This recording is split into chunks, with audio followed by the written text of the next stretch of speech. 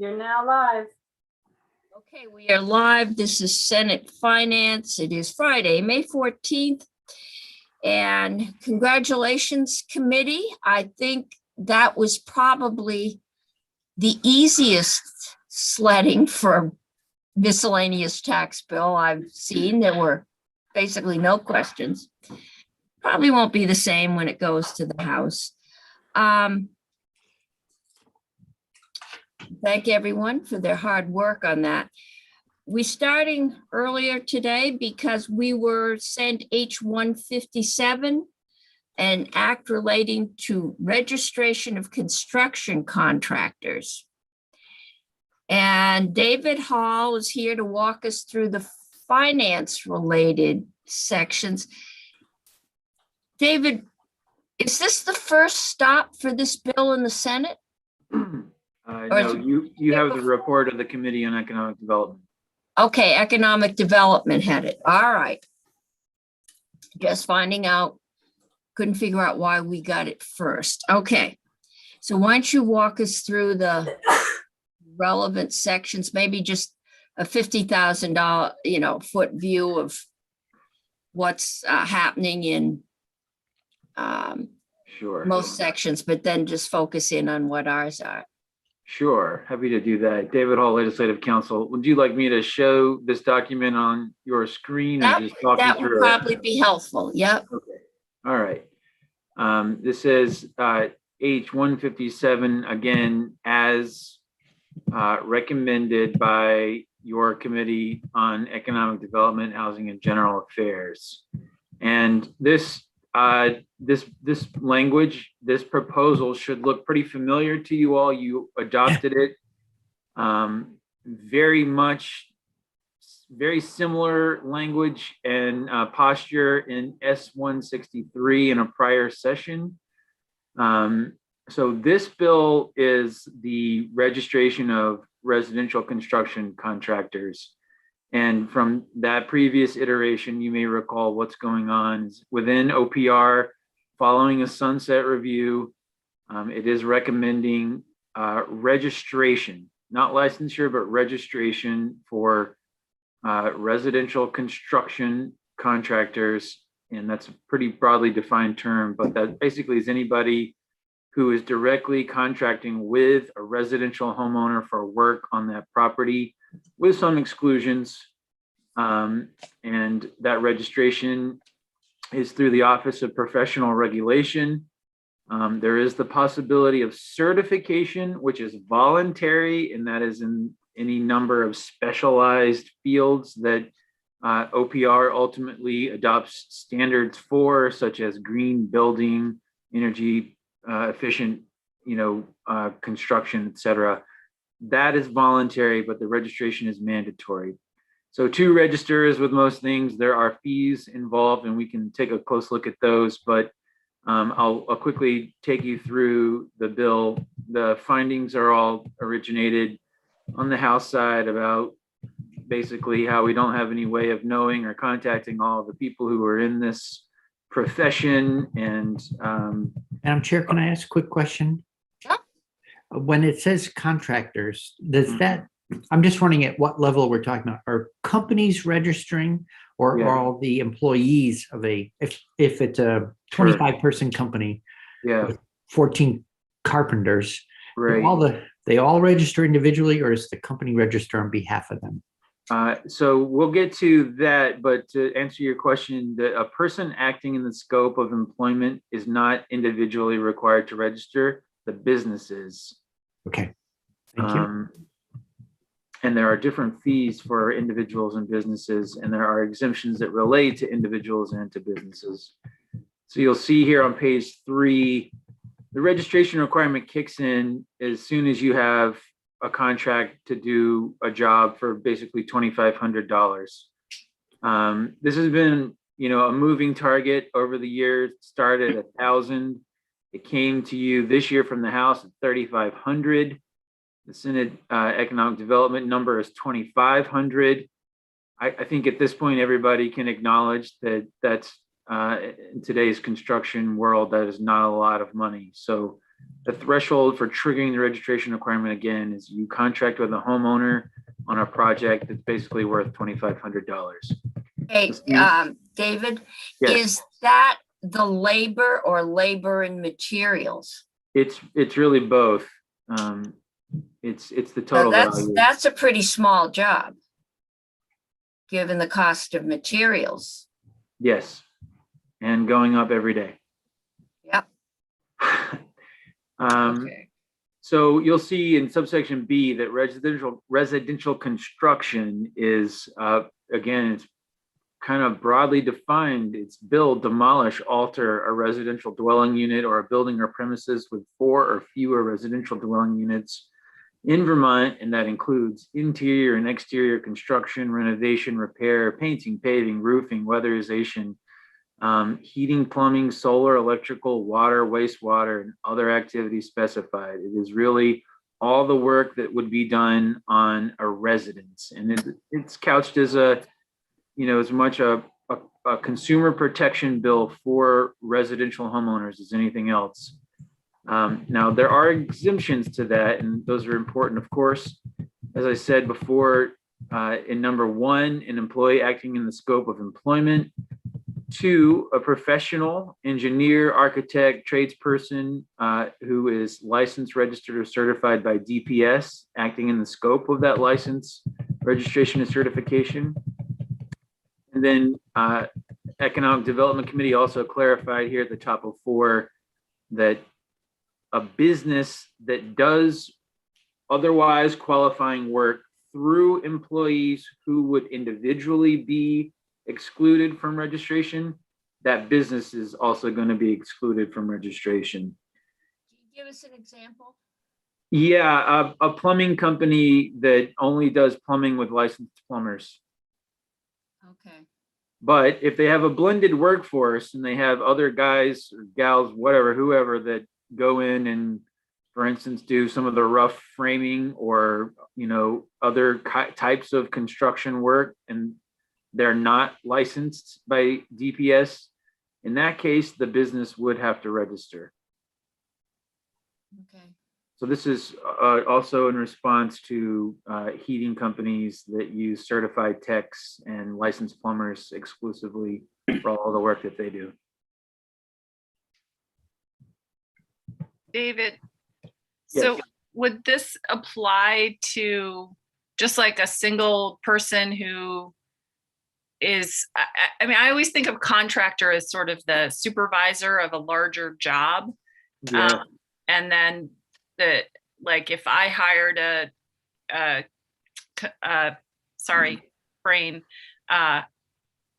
somebody to build a deck behind my house or something, would that person be considered a contractor or just a carpenter? It is. They are under the jurisdiction, and there's a reason that it's couched as a person who performs residential construction rather than trying to define what we mean by contractor. So for the title of the chapter, for the shorthand of what we're talking about, the generic term we're referring to is a residential construction contractor.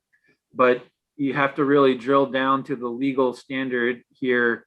And again, the trigger is a person who performs residential construction as we define it for $2,500 or more. So whatever that person calls themselves, if they're doing work on your primary residence and you have a contract with them, that is residential construction, and that is what triggers the requirements. Okay, so building a, I don't know, $5,000 deck would make it. You're in. If it's a person that considers themselves a carpenter, not a contractor. It could be, your neighbor, or it could be the biggest construction company in Vermont, either one. And what about a plumber who does like a big plumbing job? Is that person considered? So a plumber acting in the scope of the plumber's license is exempt because they're already regulated and licensed by DPS. But there are circumstances in which people who are non-licensed can do electrical or plumbing work, and they would have to register because they are not acting within the scope of a license. Okay. But plumbers and electricians are already licensed in a separate section of, Yes, yes, by the okay. Department of Public Safety, Okay, thank you. certainly. Okay. Um, Any other questions? Yeah. Okay, Senator Pearson. What about landscapers? Landscaping is number 4 on the exemption list. Oh, yeah, right. Exemption. Okay. Yep. They're out of the house, and that seems to be a line. It is just like with number 5, work on a structure that is not attached to a residential building. So you could have an unattached garage that does not include any residential component, and that would not trigger the requirement. All right. And then I guess my question, a follow-up for you or Senator Sorokin, was there more than just the dollar change from the House bill? Because I'm wondering, we're really running out of time here, and wondered if that was a part of the strategy, Senator Sorokin. That is the biggest change that we hope. What hits fine? Let's go see what hits finance. So the guy that mows my lawn is exempt? Exempt. All right. All right. Would you like me to go faster, less detail? Yeah, I think so. Okay, so 5503 just talks about the differences between, and the contrast between mandatory registration and voluntary certification. Yeah. Subchapter 2 on administration, this is pretty standard fare. There are a couple of advisors who are in the field that help advise OPR on how to implement this thing. On page 7, the fees are as follows. If you're an individual of $75, these are initial fees and then biennial renewals. So individuals, $75, a business organization is $250. And then for the certifications, when, if they have them, it will be $75 for a first and $25 for each additional. Those are your fees.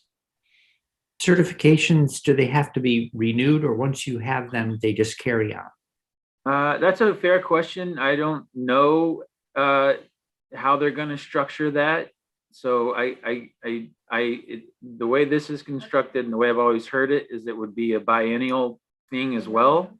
I suppose it could be a little bit different because they do have rulemaking authority to flesh that out. Okay, thank you. But as this is written, you're an individual $75 every 2 years. Yes, that's correct. All right. That could be a little difficult on. I'm thinking of the guy that does yard work for me who's had a stroke and is disabled. But he also does house stuff on occasion for people, like painting. Right. So I assume painters are here as part of this. They are if the job is $2,500 or more. That's not a hard threshold. If Sure. it includes the cost of paint, spackling. I hear you. That's a low threshold. Sure. And if it's too low, there's just going to be a lot of under the table deals done. There already are. I want to find a reasonable standard for that. So What's the current threshold, Madam Chair? 2,500, and that's the current one? Or that's what's being proposed. Right now, there isn't a current one. So that's 25, and that's not the labor cost. That's the cost of labor and material. And any contractor I've hired lately has required me to buy the material up front because they've been stuck too often with the material bill. So Senator Bray. Mr. Hall, was there anything you could look at that was a model so we know how these fees compared to something roughly comparable? I got to tell you, I haven't. This number has not changed since December, and I don't know where it stands. These were all recommended by OPR. Okay, thank you. Sorry. Gonna walk through this and then we've got some other bills we've got to get out of here today. Okay, so this is the basic part that's ours. Madam Chair, could I ask a question about? Yes, yep, I can't see you, Senator Hardy, I'm sorry. That's okay. The business, David, there's no distinguishing different sizes of businesses. So this could be 100-person contracting firm or a 2 or 3-person firm as well. That's correct. Yes. That seems problematic. What happens if you have independent contractors? It's not based on whether or not you have employees, but rather how you're organized. Okay. So the independent contractors are they a business or, Michael, are independent? If I hired 3 independent contractors to paint my house, or the painter hires 3 college students to help him, do all the college students have to register, or does he have to register as a business? He has to register as a business if they're under his employ. No, they're independent contractors. Well, then he hasn't hired them. Oh, yes, he does. That happens all the time. There's the drywall layer people. In the circumstance of subcontractors and that kind of instance, those people don't have direct contracts with the homeowner and therefore would not be under the registration. Okay. Okay. Anything else in here that we need to look at? Well, the fee relates to the funds for the positions. So this does add or authorizes OPR to use OPR special funds for, so obviously the fees they generate go into the OPR special funds, and the special funds are authorizing the addition of positions. So it's not general fund, but it is driven by fees. And this bill does authorize up to $200,000 in OPR special funds to fund the positions created in subsection A. So part of the justification for the fee amount, I believe, is necessary to fund the amount of personnel that they believe would be required to do the work. So that's part of the reason the fees are what they are. Okay, what work? Is this what professional regulation said they would have to hire? Yeah, you'll see on subsection A here, it's 1 new position in licensing and 1 new position in enforcement.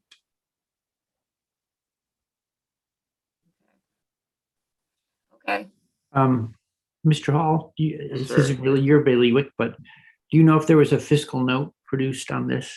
So that we sort of have a budget, revenues produced by fees, et cetera. I do not know. I have not seen one if there is, and I have not Okay. seen anybody from JFO testify on that. Okay. And I didn't see one on our committee page. Thanks. Okay. So that's basically, we have to look at the fees. And I assume the income level the level that starts the fee payment. Senator Sorokin. So it seems like you got it getting into the merits of the bill a little bit. If I could just take a second to give a little context, we put a lot of time into this bill over 3 years, and the Senate, as David said, passed it out at a $2,000 threshold. Last time around, it came out of our committee at $1,000.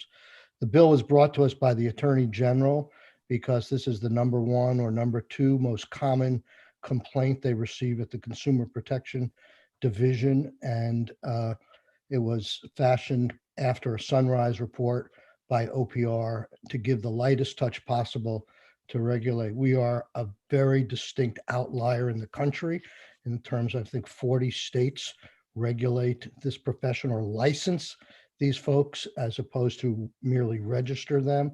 So it's a very light touch.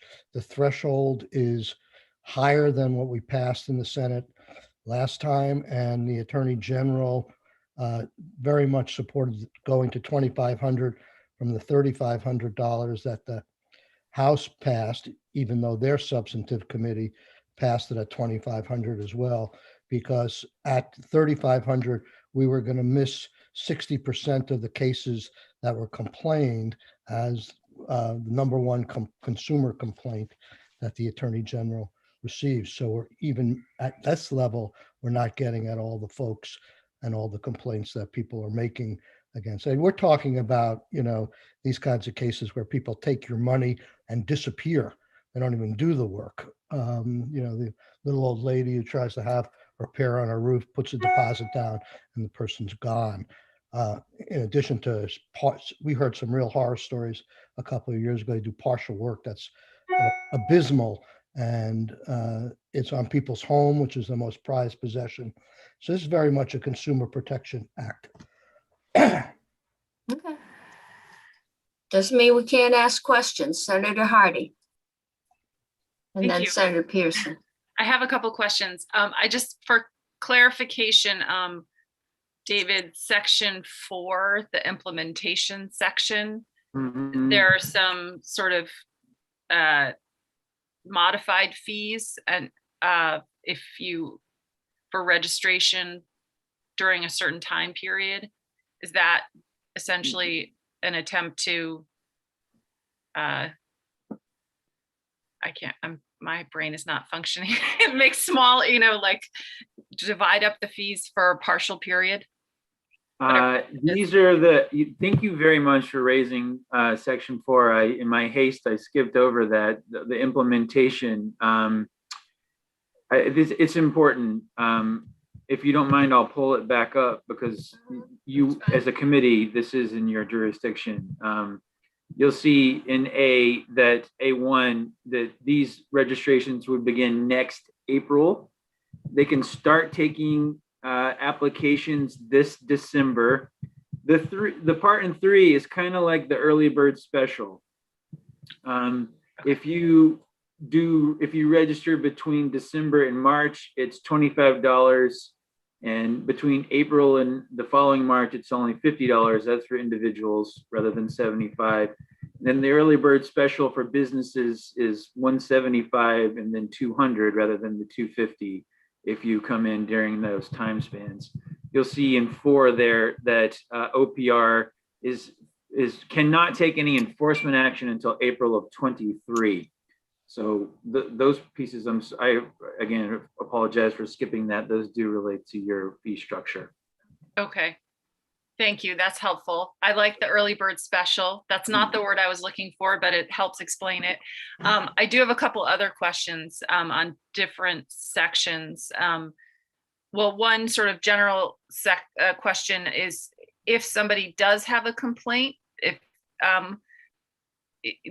would the complaint go to the Office of Professional Regulation, or would it go to the AG's office? So it starts with OPR as the regulatory authority, and then from there are multiple avenues of enforcement depending on what the nature of the problem is and who's going to pursue it. So they do have in-house prosecutors who can do some of the enforcement actions. They have hearing officers, et cetera.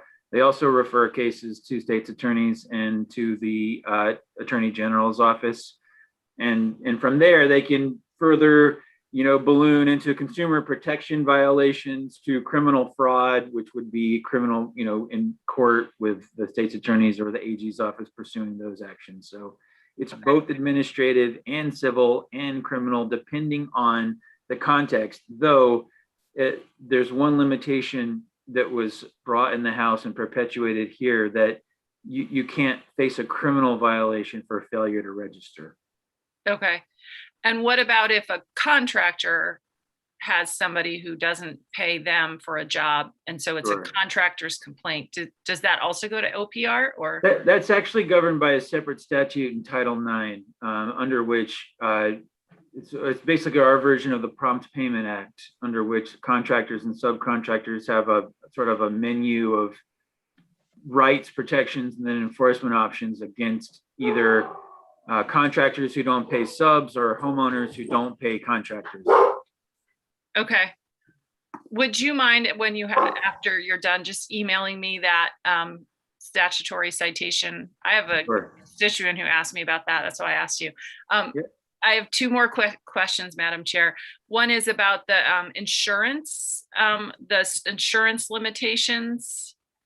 Yep. I'm trying to stay to all the financial things. Sure. That's in 5509 requirements for registrants. So those liability insurance coverage, do you have any idea, like, how are people insured now, or is there a problem that a lot of contractors are not insured? And do you have any idea how much an insurance policy like this would cost for like an individual construction carpenter or whatever? All I can tell you is what I've heard in the testimony. Yeah, that's fine. And first off, it seems that a lot of people are, but not everybody. Okay. Second, these policy numbers are actually low relative to what's available in the Vermont market. Usually you have to have more than this. Yep. Third, I heard testimony from a contractor that it costs about $60, $70 a year just for the liability, but that's not the same thing as professional responsibility, which is more expensive and less undertaken or taken up by practitioners. So this is just for liability, and it's a relatively small amount. Okay.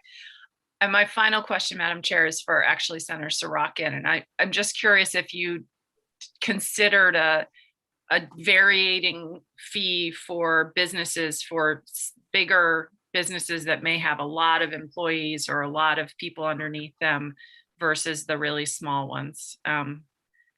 We did not. We took most of the suggestions of OPR following. They regulate 50 professions, and they try and keep things similar, and they try and raise. They could certainly provide a budget, but they try and set the fees based upon what the cost of administrating the program is. So they did not make a distinction in their suggestion to us between a large business and a small business. Okay. Thank you, Madam Chair. I'm Senator Pearson. I did see you before. I should think that a large business, by the time you get, I would be surprised to learn that a business had 40 carpenters. So once you get to be a big business, I should think you'd have your own HVAC, your own electrician, thing like that, which they are registered as professionals elsewhere. So, I don't know that for a fact, but I would guess that's a relevant distinction here, Senator Hardy. Okay, Senator Bray. Thanks. One of the benefits of the Zoomiverse is someone watching sent me a link to the fiscal note for 157, which I sent on to everyone on the committee and to Faith. Okay, thank you. Yep. I guess we did the early bird special. Is that we know who the big 40 people companies are. We know who the guys that have a truck with their name on it. There are a lot of small Vermont handymen who do jobs, to make it's like maple sugar and, snow plowing. This is a job they do for friends and neighbors. It's pretty easy to bump up against the $2,500 if you're including materials. I just typed a letter for a bid that went out of this house. And I think the last time I typed it was 6 months ago, and the materials cost have gone up 12% between the time the letter went out and the time they decided to go forward with the job. They're going up like crazy. And the big guys will get in for the early bird specials. I don't think the guys who make a business out of taking your money and run are going to register. I don't think we're going to solve that problem. And B, what kind of outreach? How are you going to tell all these guys with a tool belt that don't, do this as a second job, how is OPR going to reach out to them? They don't have a professional organization. How are they going to know? I don't know if there's, David, is there anything in the bill specifically on outreach or education? I know we talked about that somewhat. The bill language does charge OPR with the duty to do that. How that manifests is not specified in the language.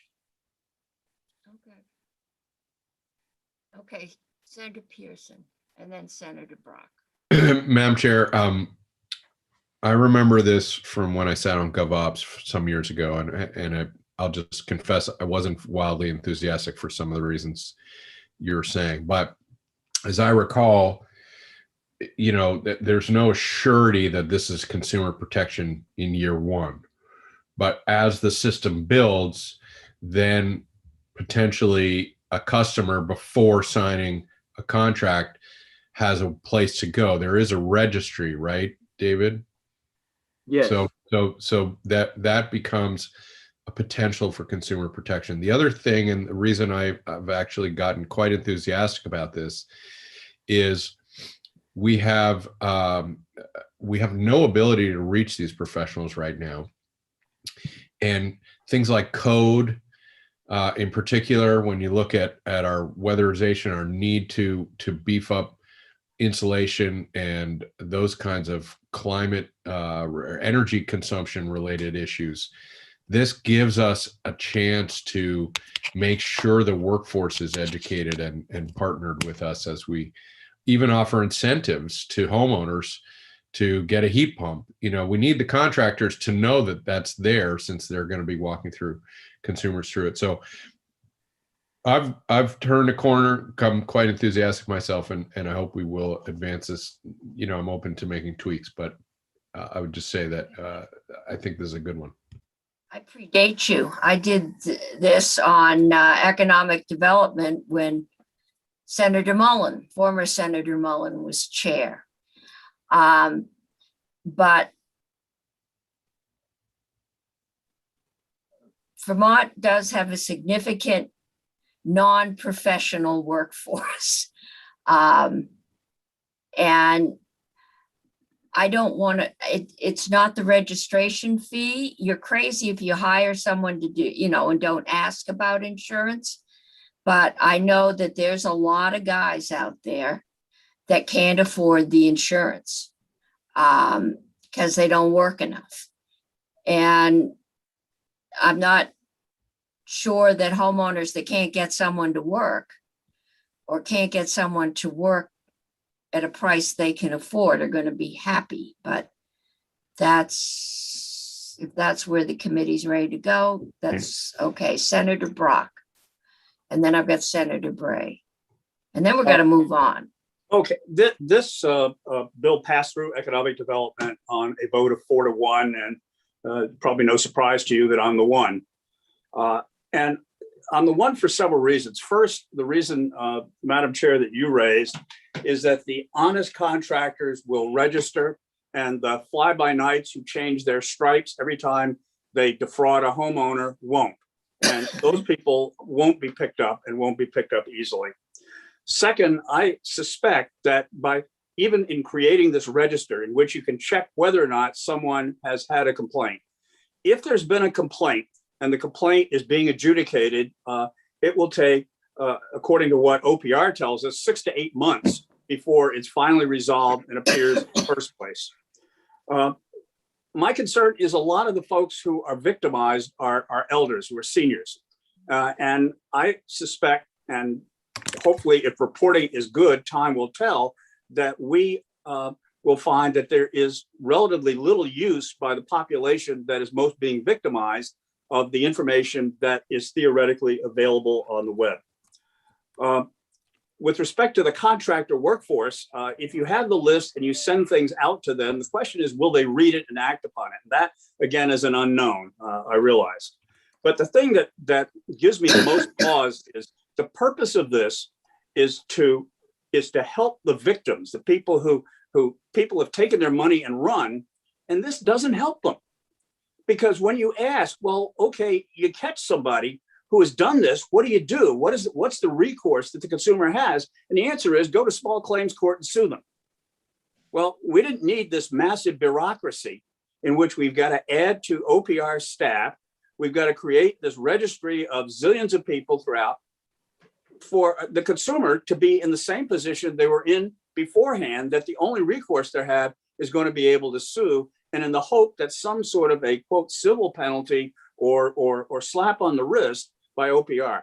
I don't anticipate seeing the attorney general or the state's attorneys being at all active. I mean, that was one of the messages that I got, is they really aren't going to do much. And one of the reasons they want, I think, the AG for this to go to OPR is that OPR will do the work instead of questions and complaints coming to them.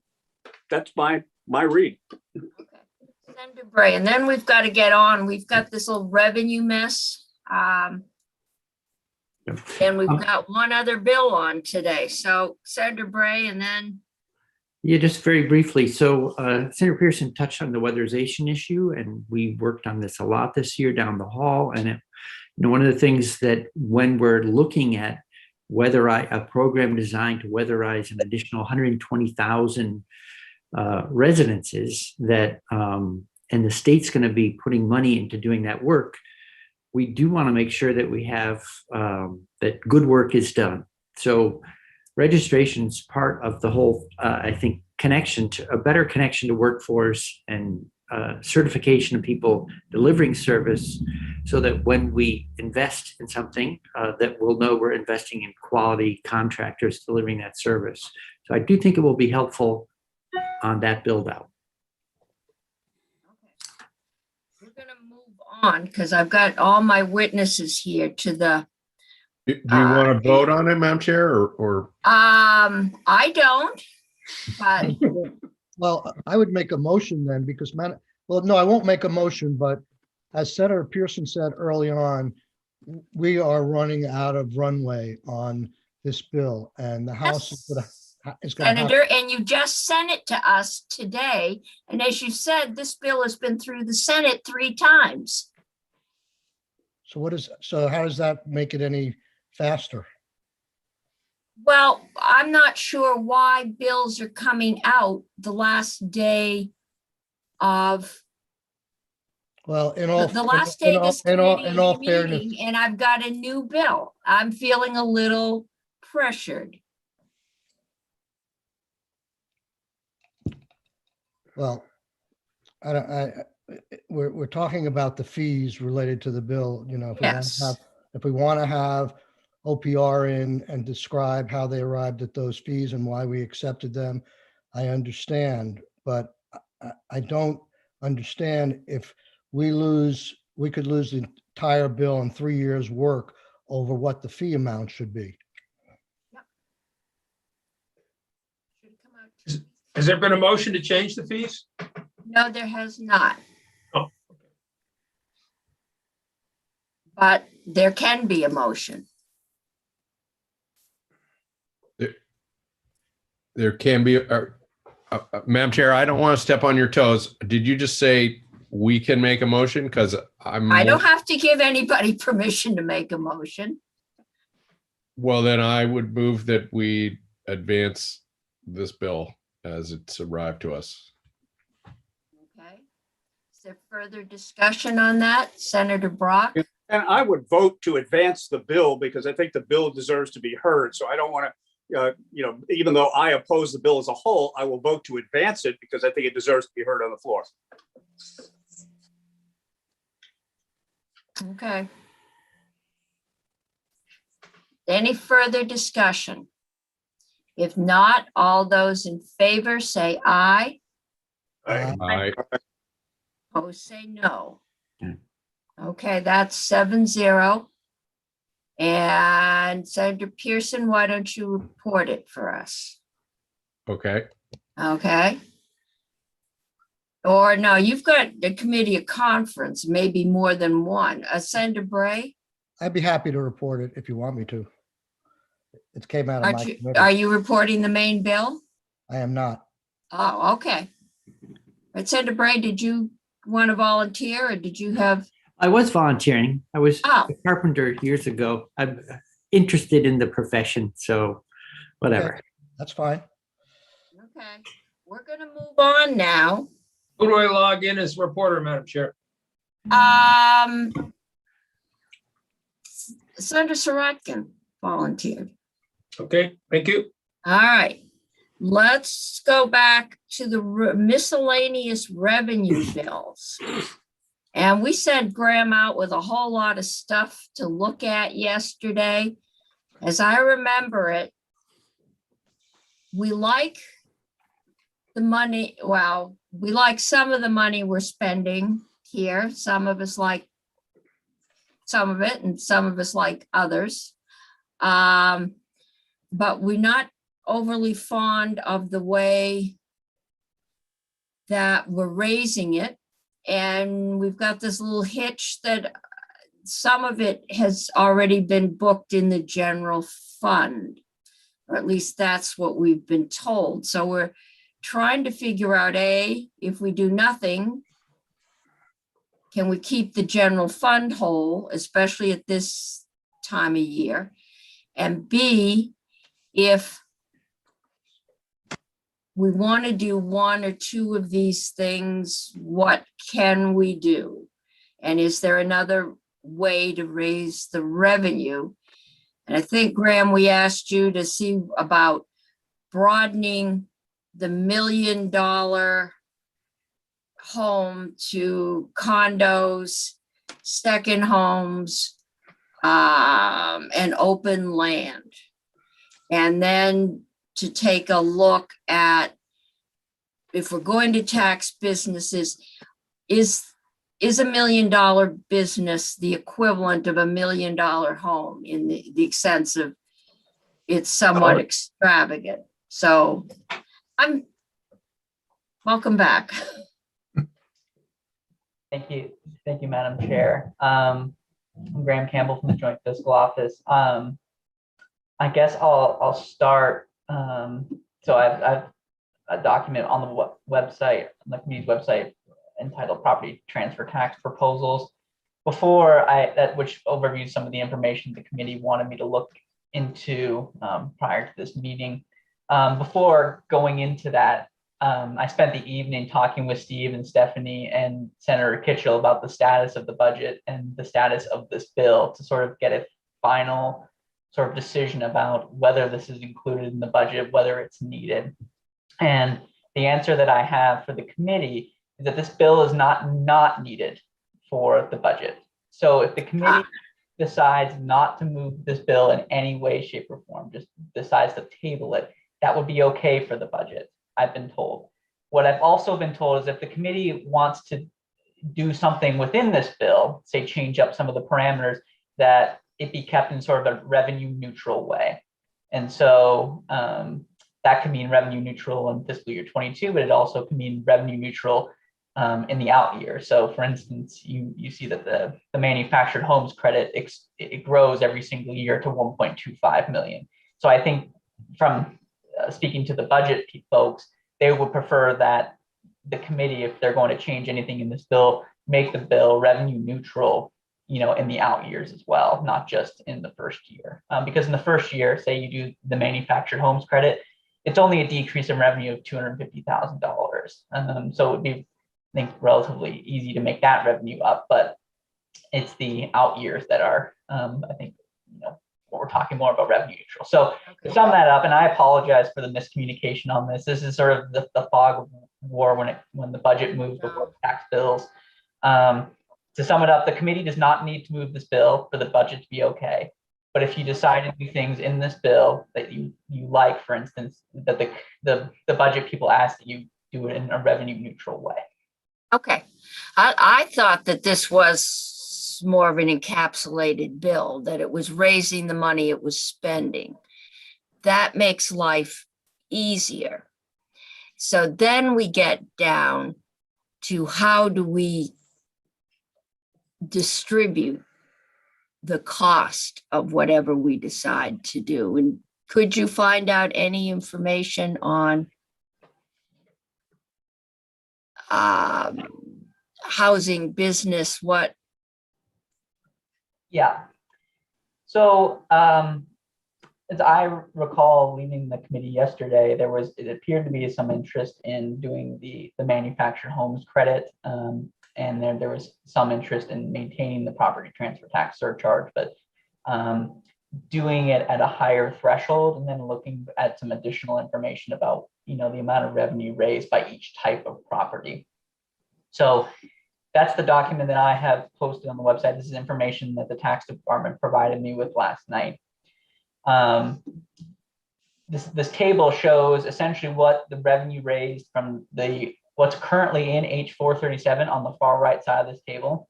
So you have the surcharge at $1 million. And then you have the types of property that it's raising the money from. And I should caveat this by saying this is what sellers put on their property transfer tax form as the intended use of the property. So it's kind of a self-reported thing. And that's one thing that I've talked about. We'll talk to the tax department, perhaps they can talk to you later about it. Is that I think there is a little bit of trickiness because the committee talked about doing just homes in general. So doing principal residences, secondary homes, condos. It's not clear how the tax department will be able to check that. So suppose you passed a bill where the property transfer tax surcharge would apply to a permanent resident transfer and a secondary residence transfer. So an individual could put down that they were, intending to use the property as an operating farm and sort of have it as what we call a gentleman's farm, a sort of 3-acre, maybe have a couple apple trees, and that way avoid the property transfer tax surcharge. And there's no great way, I think, under current law to sort of the tax department to check whether that is actually, whether the person's actually using the property in the way they say they were on their property transfer tax form. So what you're seeing here is largely reported data by the individual when they file their property transfer tax return. So with the caveat that if the committee pursues this sort of idea of taxing homes, you might want to consider talking to the tax department about how they might be able to enforce that to prevent people from avoiding the surcharge if it's just on homes. Oh, Okay, so we got all kinds of questions. Senator Pearson and then Senator Bray. Thank you, Graham. Does this handle the, the LLC transfers and that? Do all these numbers reflect that as well? My understanding is yes, it does. This is for data from 2017 through 2020. The controlling interest transfers, that law was only passed in 2019. So these are data from those. So I should say, that's not totally correct what I said. The first 2 years do not include controlling interest. The second 2 years do. But this table is a cumulative of 3 or an average over 3? It's an average of the 3. Thank you. Because as we talked about yesterday, I think Madam Chair said this yesterday, the property market goes up and down, particularly for that commercial properties. I mean, I know that for a fact that 2019 was sort of a bad year, quote unquote, for commercial property transactions. And so it goes up and down. So that's why we use the average when we're doing it, so 3-4 years. So the answer is partially yes, partially no. Controlling interest transfers are involved in the second 2 years of this data set, not the first 2.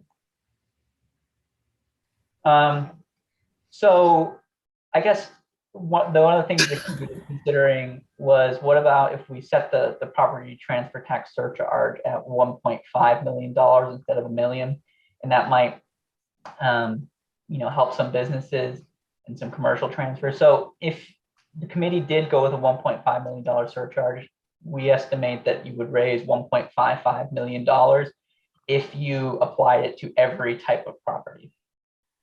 And then a little bit of more information within that, you can see that there are a fair number of properties that are between commercial properties between 1 million and 1.5 million. So on the second half of that table, you can see the number of properties affected 267 properties on average. And if you made the property transfer surtax charge at 1.5, then in effect, you are excluding about 100 properties a year. So it's not insignificant. It's more than a third of properties, commercial properties, fall somewhere between $1 million and $1.5 million in value. Madam Chair, I don't know what the term commercial property means in this conversation. Does it have a technical meaning, or is it kind of each of us for our own? I'm not exactly sure how the commercial property category is defined. Again, this is self-reported by the individual or the entity. So if we don't know what it is, could we come up with a different definition from what we're talking about? I think this is the boxes you get to check on the property transfer tax. So you either declare, commercial would be a business property as opposed to a residential property or land.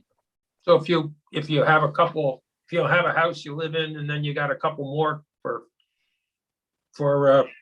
security or for investment, that those other two houses are described as what? They would be described as residential properties when you sold them. This is only when you sell them. If you subdivide and sell them separately, they're a business. If it's a rental property, I believe, I'm looking at Abby, that's a commercial property. Madam Chair, so I just popped up there to inform you that the statute doesn't define any of these categories except for principal residence, and it's actually by reference to land gains tax. So commercial is not defined, secondary residence is not defined. My understanding is some of the the way that the forms are filled out when a property is transferred is the grand list categories are used. So if you're looking at a commercial category for grand list purposes, that's what you would report on the transfer tax return. This is what's on the tax return. That's all they know. They don't know if it's 3 houses you're renting. So Okay. see for rentals, I'm sorry. Okay, yeah. Senator Brock. Just a question in terms of categories. The second largest category in terms of the amount of revenue raised is other. Do we have any idea what that is? Yeah, yes, we do. I asked the tax department about this specifically. This, I've been told, is more commercial in nature. It's just that they put down something that they didn't think it was commercial. So again, this is self-reported, but they didn't put themselves in the commercial category. But after a sort of survey of the other category, it was determined that they were more commercial in nature. So examples included things like the sale of a nursing home, a sale of a ski resort. Those are more sort of commercial in nature than, say, a condo, which is something that is reported in the property transfer tax statistics for tax condos. But my clarification on this is that most of those others are commercial in nature, not something completely different. Well, under this bill, if you want to save on taxes when you sell something, you just simply call it timberland. I've got 9 acres. I could do that. I got more acres of woods than cleared. I never thought of that. Okay. So those are our raw numbers, and this is the information we've got to go on, whether we like it or not. This is what the tax department says. And I think this is going to go back to the other body, and my understanding is that the commercial, the mobile home credit kind of balanced in the makeup of folks and votes, that both of those tax expenditures were important to different groups of people. It's a balanced bill. And I think if we remove one and only do, well, we'll be in conference and it probably won't get decided this year. Abby. Madam Chair, I just wanted to give a little more clarification around your question about a rental. So I'm just looking at the forms and at the statutory definition of principal residence. It means a dwelling which within 1 year prior to sale was occupied as the domicile of the seller, or which within 1 year from the date of sale will be occupied by the buyer. And it does include multifamily dwellings if the seller or the purchaser uses at least one of those units. However, rentals, if it's fully rented, will be, at least on the department's forms, is required to be listed as a secondary residence. As a secondary residence. Okay, so we're picking up apartment homes there. All right. But I assume if it's rental and on a commercial block downtown, then it's commercial. In The the housing over Aubuchon's in Montpelier, that building, I'm sure, is listed as commercial building. Most likely because it does reference, like I was saying, the grand list categories. Within this definition as well, it says commercial activity includes an office for the resident's business or profession or a retail store. Senator Bray. I have a question. I think it might actually go back to Senator Sirotkin. One of the things we talked about yesterday on the, I'm not sure what term we use officially, but modular homes, mobile homes, et cetera. There was a question as to whether or not there was a need for these dollars because there were a lot of dollars around in support of housing. So I just wanted to check back in on that piece because that was part of the motivation for finding a way to raise money. So I checked it with Chris Donnelly and he tells me he's from, We're having a hard time hearing you. sorry, can you No, hear me is your now? microphone covered or? I don't think so. Let me make this Okay, louder. might just be your mic. Is that okay now? Better, yeah. Okay. So he tells me that there's no other source of, he's from Champlain Housing Trust, I think, who administers this program. And he's saying in all the millions that are coming our way, there's no allowance for those ARPA funds to be used for this purpose. I'm not sure there couldn't be some creative way to do it. Personally, I personally don't like this this mansion tax or whatever you call it on property or business. And I don't know that I'm prepared to raise a tax in order to fund this program at this point without knowing for sure that there's not other ways of doing this or more fully investigating it. I just don't like the tax. Okay. Senator McDonald, were you trying to say something? I was trying to, what's the language that the House uses to which they apply this surcharge? House applied the surcharge to deeds, transfers by deed of title. So it was only transfers of real property. Wasn't specific as to the type of property. It was all transfers. Thank you. Over $1 million. Okay, so Over it's, 1 million. Right. yeah, so it was all transfers of real property, business and residential. Correct. And there was some concern, I know on my part, is $1 million business equivalent to $1 million home in the sense of, is that really above the norm? And then again, if it isn't above the norm, is this a time we want to be taxing business or business transfers? Ma'am, is that a trick question? No, Is $1 million worth $1 million? no, that's not what I said. Oh, okay. I said $1 million home, your average home price is somewhere probably now about 350,000. So it used to be 250. So $1 million is way above the norm. It's like no, all right. I am not at all sure. If you give the warehouse in Montpelier just sold for 600,000, that $1 million business transfer is that, there seems to be an idea that we're just taxing the super rich.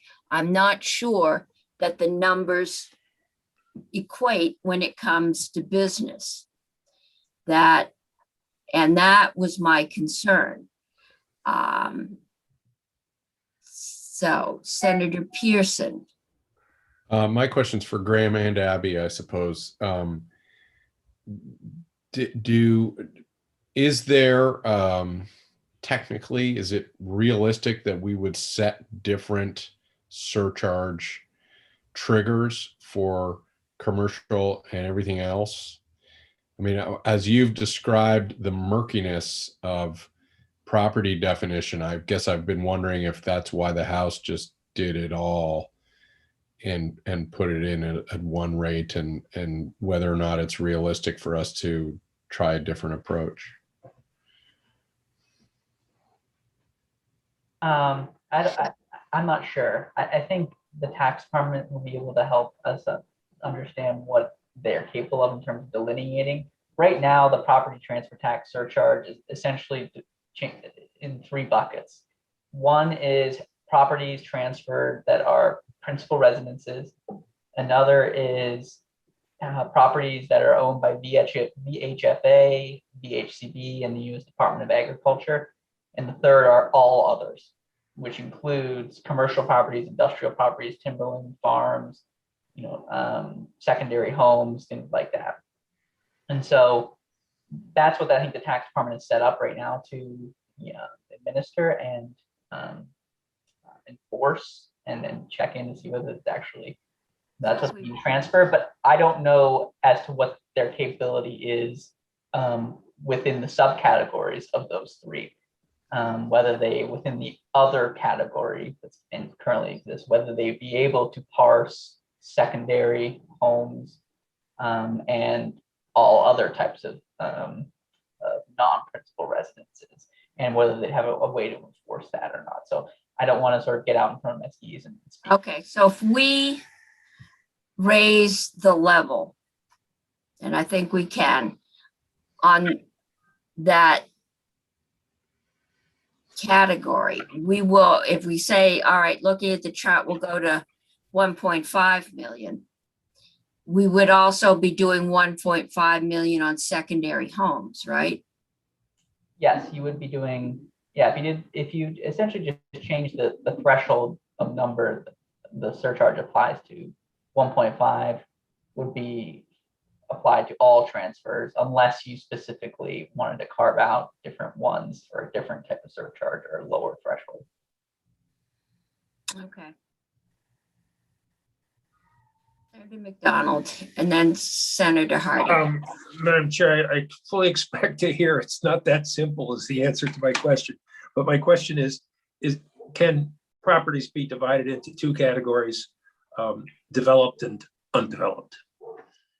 Is that established somewhere in statute that we know what that means?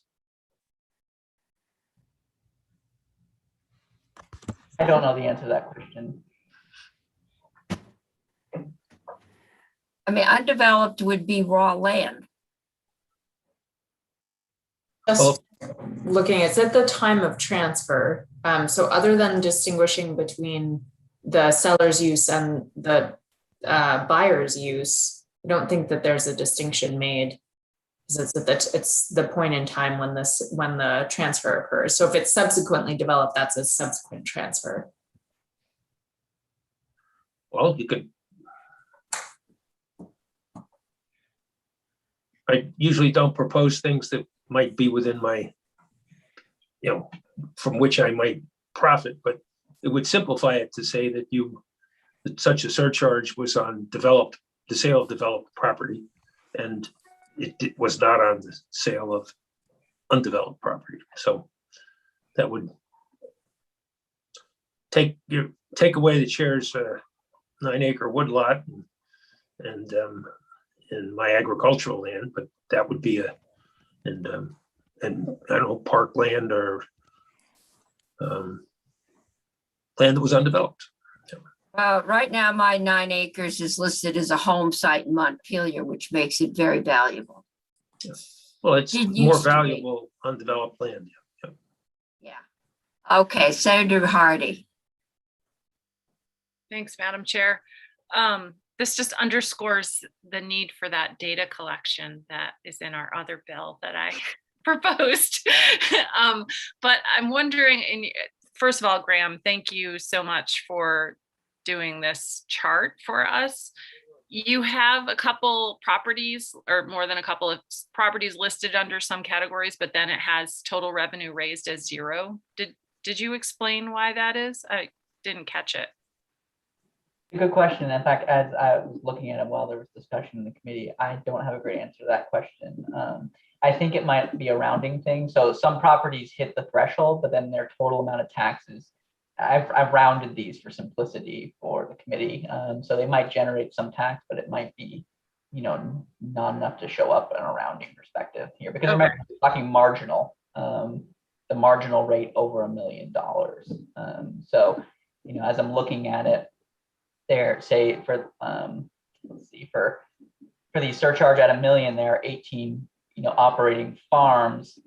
The total amount of tax base, so the amount that exceeded $1 million was $12 million amongst that 18 farms. And so the amount of tax you might be getting among those 18 farms might be less than $50,000, in which case probably round it down to 0 here. Got it. Okay. Went away in the average. So that's my immediate estimation, but I can follow up with you offline. It's not that big of a deal. It's just curious. It sounds like if what we're trying to do is create a bill that is self-contained, if we could do the higher amount, the 1.5 million, and still cover the manufactured home credit. That's correct, right, Graham? Because that gets up to 750,000 in the out year. It's up to 1.25 million. So 1.25, is that what you said? Yes. Yeah. Okay. But not until FY 26, yes. Right? Or 20. 26. Yeah. So we still have a few years to get there. So even at least this year, this would be more than enough. A lot more than enough.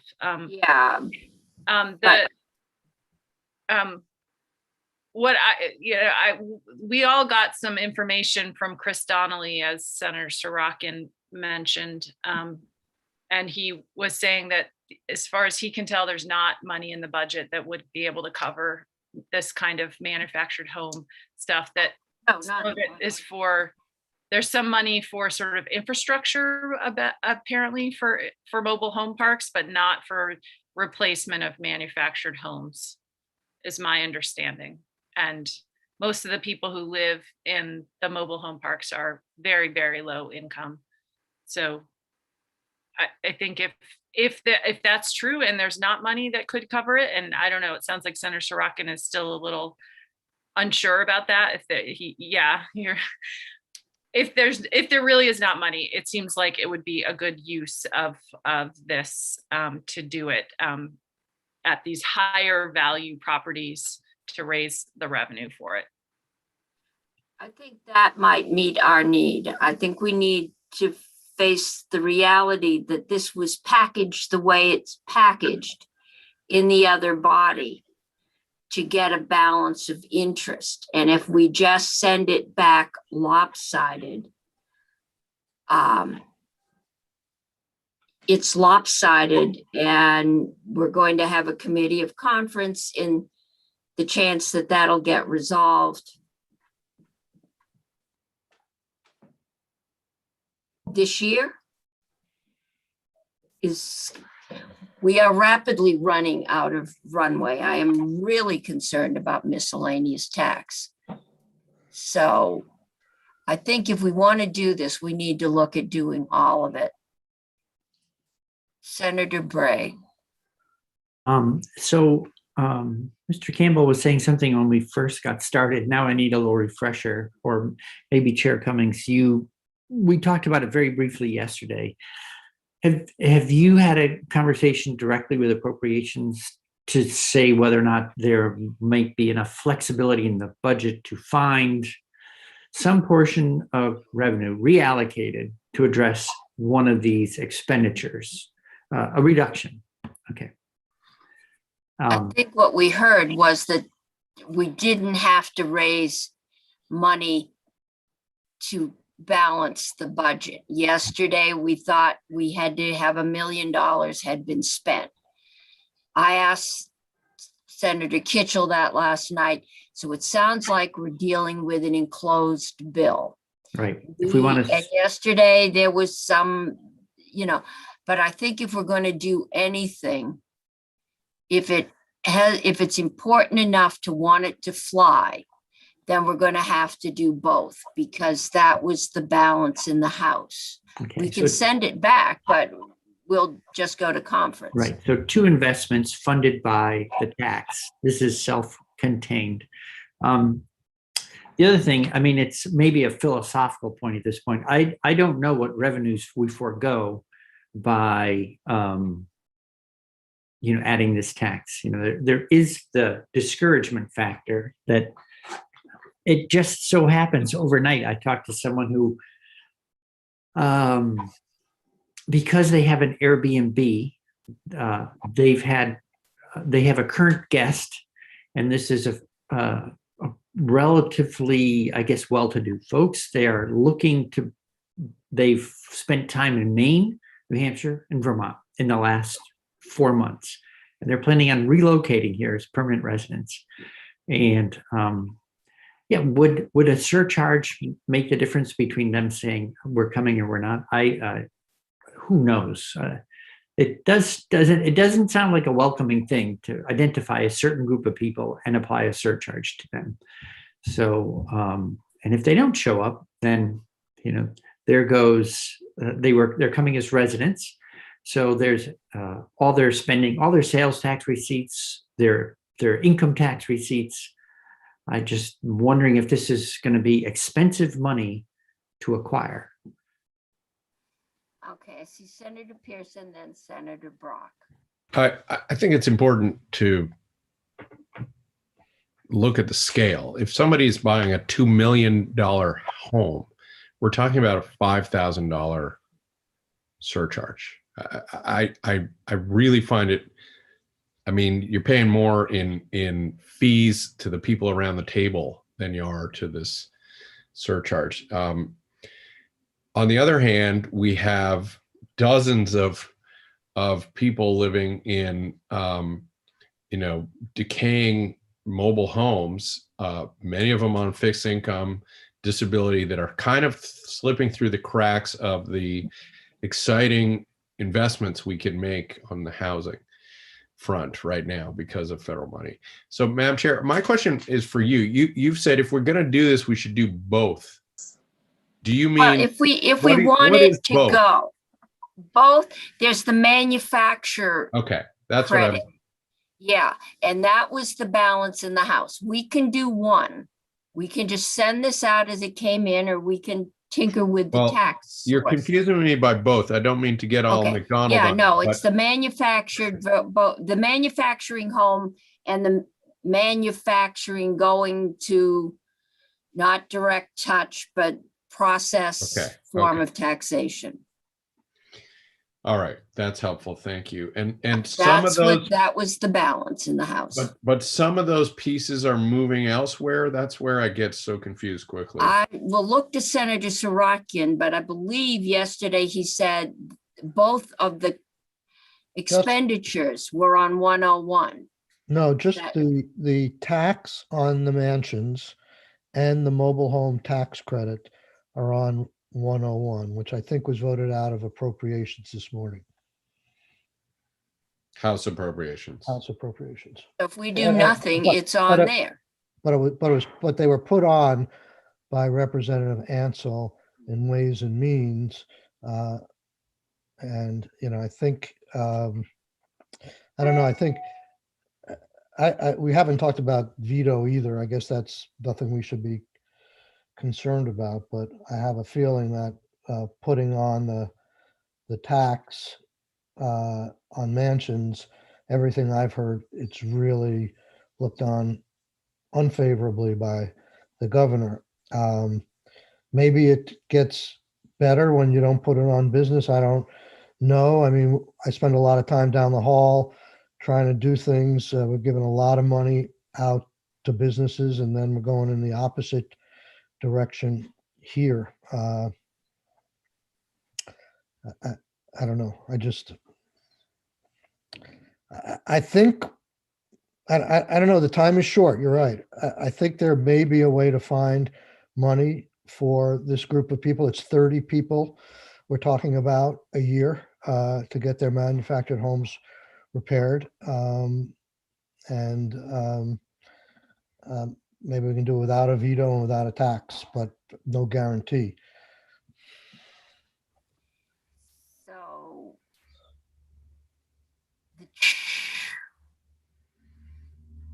Senator Brock. I would love to find the money in another way rather than doing a tax surcharge. I think that the tax surcharge is a small amount relative to the probable net worth of the kind of beneficiary that we're talking about. But that is not so much in my mind the point. The point is that small decisions become the straw that breaks the camel's back. And the publicity associated, and I think I mentioned this yesterday, that increasing tax on homes, the Robin Hood theory of government, is the kind of thing that makes for newspaper stories. And it's the kind of thing that gets people's attention negatively. We have a tremendous demographic problem here in Vermont. And part of the ways that we're solving that problem is through things like S62, in which we're trying to recruit people to come to Vermont. And the people that would help us the most are people who are wealthy, people who will really significantly add to our tax base. And I'm concerned about doing anything that effectively chases them away. That is one of my biggest concerns. And the second, we're already looking at the Tax Structure Commission report, which we didn't get to this year. We hopefully will get to next year. That takes a look at the whole panorama of taxes that we have in Vermont. And we recognize that one of the problems we have is that we're continually fiddling with the tax code and fiddling with how much we charge particular groups and particular people. And the whole purpose of that renewed Tax Structure Committee report is to put some sanity to it so that we're not doing all of these piecemeal things. And I urge it. I just don't believe that this is good tax policy to add this surcharge at this point.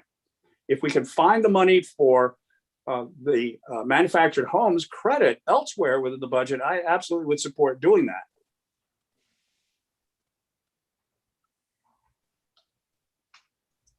You're muted, Madam Chair. I don't know. I just got an email as we started the meeting telling me I have to be in the principal's office at 3:30. So, and we've got witnesses lined up. I'm not sure if it's worth the energy we're putting into it at this point in the game. I mean, it's encapsulated, but I don't know. But we're going to have to make a decision. I think we have all the information we're going to get. I think it's where do we want to go with this? And Senator Hardy. Thank you, Madam Chair. I'm struggling with this, as we all are. I both agree and disagree with my fine colleague from Franklin. I don't think that at that level of house or that people are going to make the decision to buy it or not buy it based on a small surcharge. I just don't think it's that much. And I don't think that's how people make decisions about moving to a new place. And I think that if I had more time, I would find research to back that up. But I do completely agree that we should not be looking at things piecemeal, and that we should be doing a broader look at our taxation system. And I wish we could, if we could find a place to put this to, manufactured housing credit, if indeed there is not money available for this type of thing through ARPA, it seems a worthy cause. I got information from in my district, in our district, Senator Bray, the average income for somebody who lives in one of these homes is less than $35,000 a year. You know, that's a minuscule amount compared to the amount of money that people are making who can afford these large homes or these expensive homes. So it seems like a worthy cause to be able to help people replace these manufactured homes with more energy efficient, more cost effective, healthier places to live. I agree that we shouldn't be doing the tit for tat, tying it together. I don't like that. We should be looking at it more holistically. And I want us to move to that always. So I would love to be able to find a way to do this and not do the other two things in this bill. But I just don't know what that option is at this point. And maybe if you go to the principal's office, you'll find more information, Madam Chair. I may, but since Representative Kornheiser is there, I don't think that's the bill I'm talking about. Oh, and the tax commissioner has joined us. I guess and he has his hand raised, so I'm going to recognize him in 1 minute. I think what's bothering me about the insularness is, yes, we'll put 30 people into a better mobile home. But if we've got enough housing dollars available through ARPA, those people would be a lot better off in the long run if we could put them into a stick-built home, which would appreciate, and they wouldn't find themselves 10 years down the road with a decaying home with no equity in it. So I think that's my concern. And I need to get to the tax commissioner who has joined us. So I'm going to let him speak, and then committee, I'll get to you. So tax commissioner, welcome, I think. Thank you, Madam Chair, for letting me hurl myself into the middle of this for just a minute. I've heard a couple of things that I guess I would just have very quick thoughts on. One, remember that the manufactured home credit only costs $250,000 this year. So it does go up, but there's opportunities to handle that. So it's really inexpensive in the first year, and the marginal cost is very inexpensive each year. The other thing that I just want to try to advocate for, the manufacturing inputs exemption. Remember, that's coming out of the Ed Fund, which I believe the yields that this committee had passed shows a $17 million surplus on the bottom line in the latest Ed Fund report. So, I've heard a number of the committee members say one of the big challenges with this surcharge is taxing businesses. This manufacturing inputs exemption is also doing that, and is doing that in a painful way, is doing that in a way that's more challenging for us to audit, causing us to sometimes lose in court, and is difficult for taxpayers to do the right thing. So I would be hopeful that the committee would also be interested in perhaps taking that side of this on. Thank you. Okay. I had Senator Pearson, and then Senator Bray, and then Chair, Senator Sirotkin. thank you, Madam Chair. The document that we got from Chris Donnelly at Champlain Housing Trust does talk about the very point you make about, let me just see, that these are not here. The homes we help people buy aren't what most people envision as, quote, trailers that used to be, quote, mobile. They are manufactured homes sitting anchored on a pad and meeting Energy Star standards often beyond. Buyers get mortgage financing from local credit unions or banks that help build equity for low income homeowners. So I think there has been a shift. Anyway, I just wanted to point that out. I do think I think this was the administration's proposal. I'm not sure what we do, but to the extent we're confused, I wanted to put that piece forward. Senator Bray and then Yeah. Senator Sorokin. I live close to a mobile home park, and I watched 3 Vermonts actually go in this fall. So, you know, and they do seem to be built to they are much more, they look much more like stick-built homes than the old sort of trailer homes, but more mobile homes, whatever. They do come on wheels, pick them up with a crane, put them down on pylons, and off they go. And I hope that they appreciate. I guess time will tell in the marketplace how they do. You know, I'll go back to a little bit where we were yesterday. So I'm 101% in favor of helping people on the low end of the housing market to get into safe, affordable housing. No questions. What I'm struggling with is naming a group, which just seems by its very nature sort of divisive. I mean, when you find out you're subject to a surcharge no one else is, it's a little bit of a stick in the eye. And I'll use the word I used yesterday, like a bit of a fairness issue. I don't know why it's the obligation of those people to address this need. And to me, I don't think we should be having to make that choice. And I still hope we have a chance to say in a $6 billion plus budget that there are other dollars that could serve this purpose. And I know that's not the construct that we're working in today. We're talking about a package, but I don't know why the package is so written in stone that we can't look at another way of addressing a need, which I very much would like to see us fill. Thanks. I think the reason we can't is it's the last day this committee is meeting and it is 2:33 in the afternoon. I'm trying to see right now who wants to continue with this bill as it came to us. Does anyone want to take it as written? In the absence of other suggestions, I would. Okay, so Senator McDonald would. All right. Is the sticking point taxing businesses? Is that a sticking point for people? Nope. Or taxing business? No, Senator McDonald, you've already voted. Oh, good. Okay.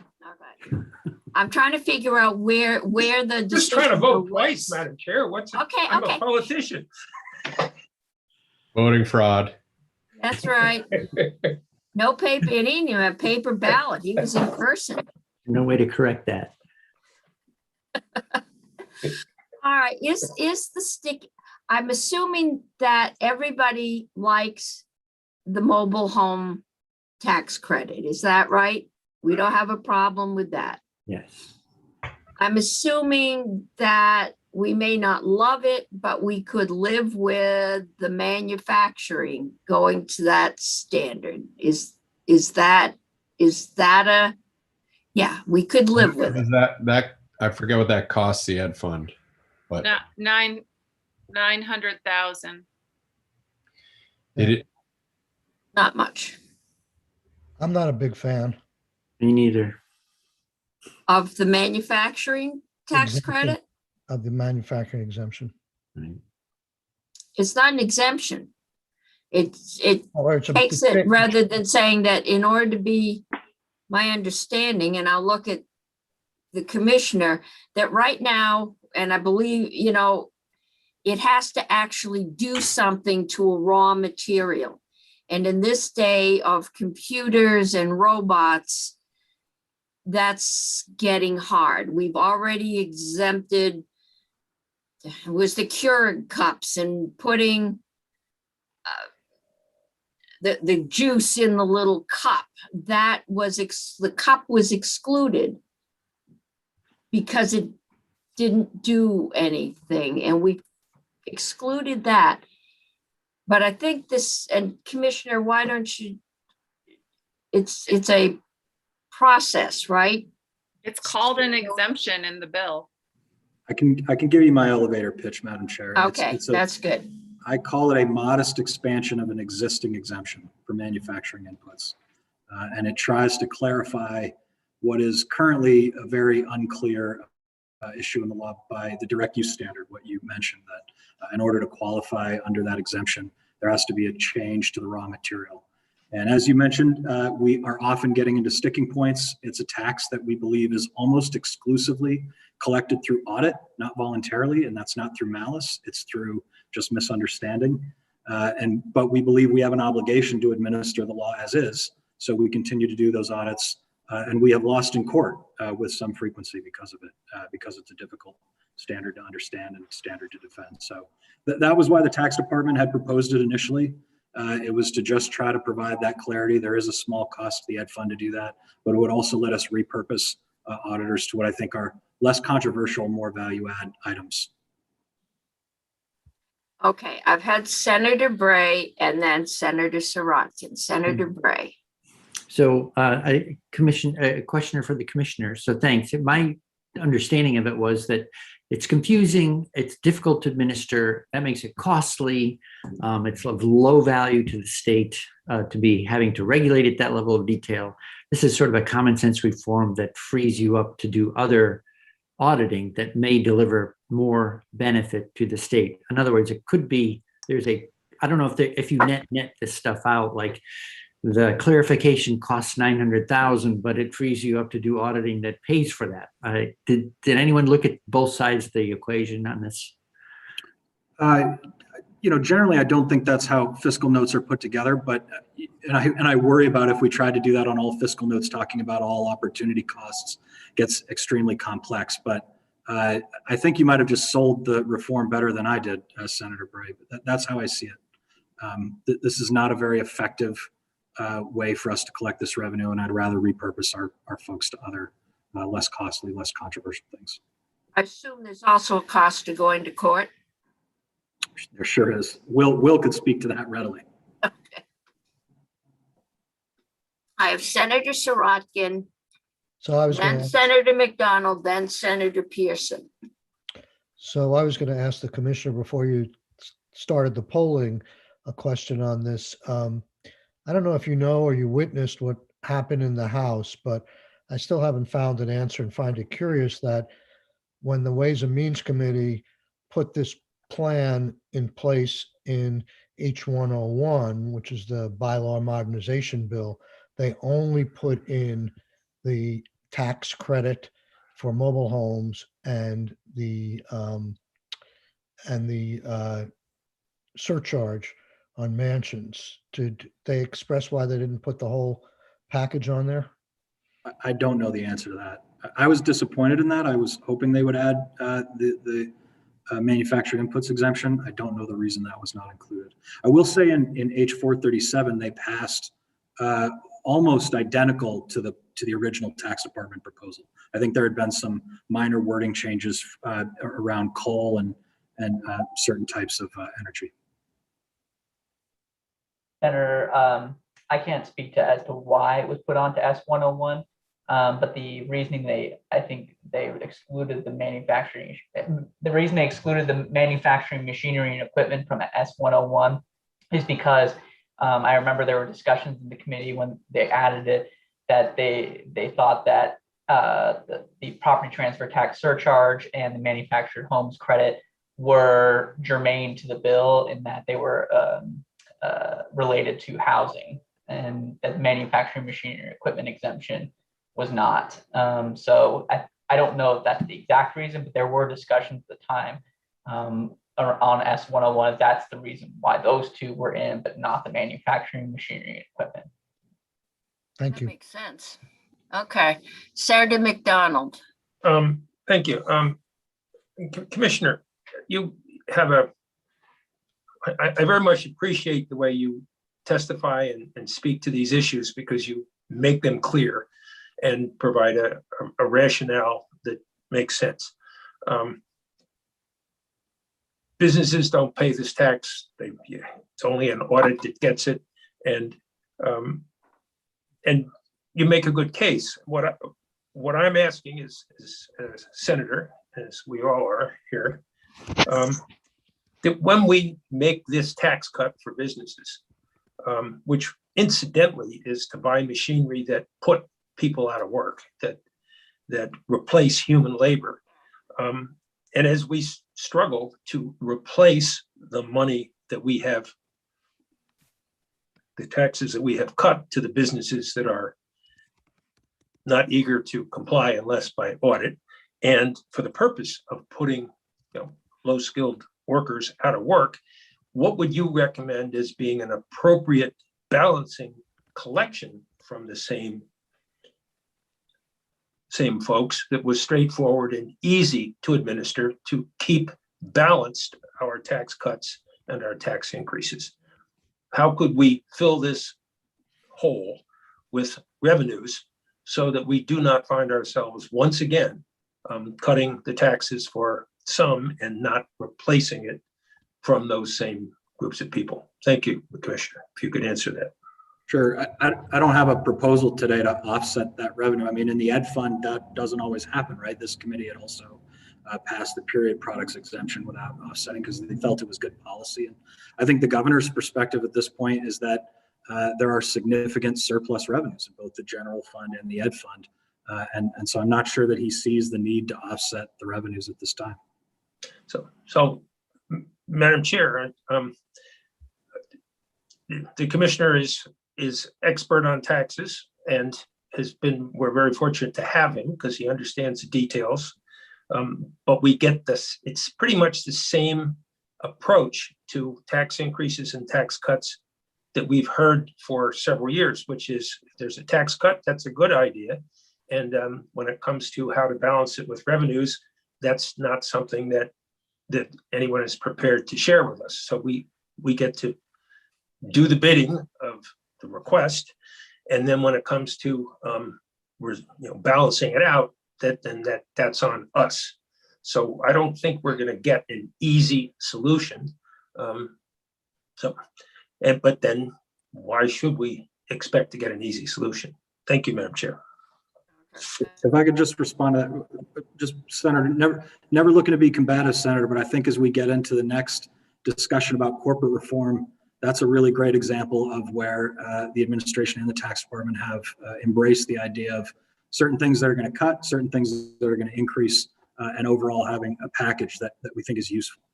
So there are places where the administration and the governor is willing to see some of those offsets. I just don't think this is one of them. Okay. Committee. We've got witnesses waiting to talk about the corporate tax.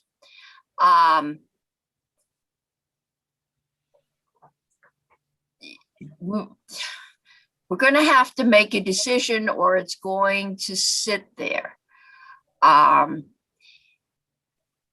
If we do nothing horrible is going to happen. All right, the world's not coming to an end. If we do something, then we'll get a couple of good things. This is balanced.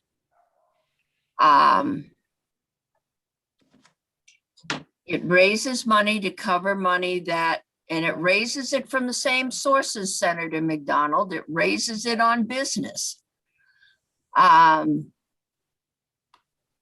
So I know, Senator Pearson, I think I lost you in the sweep here.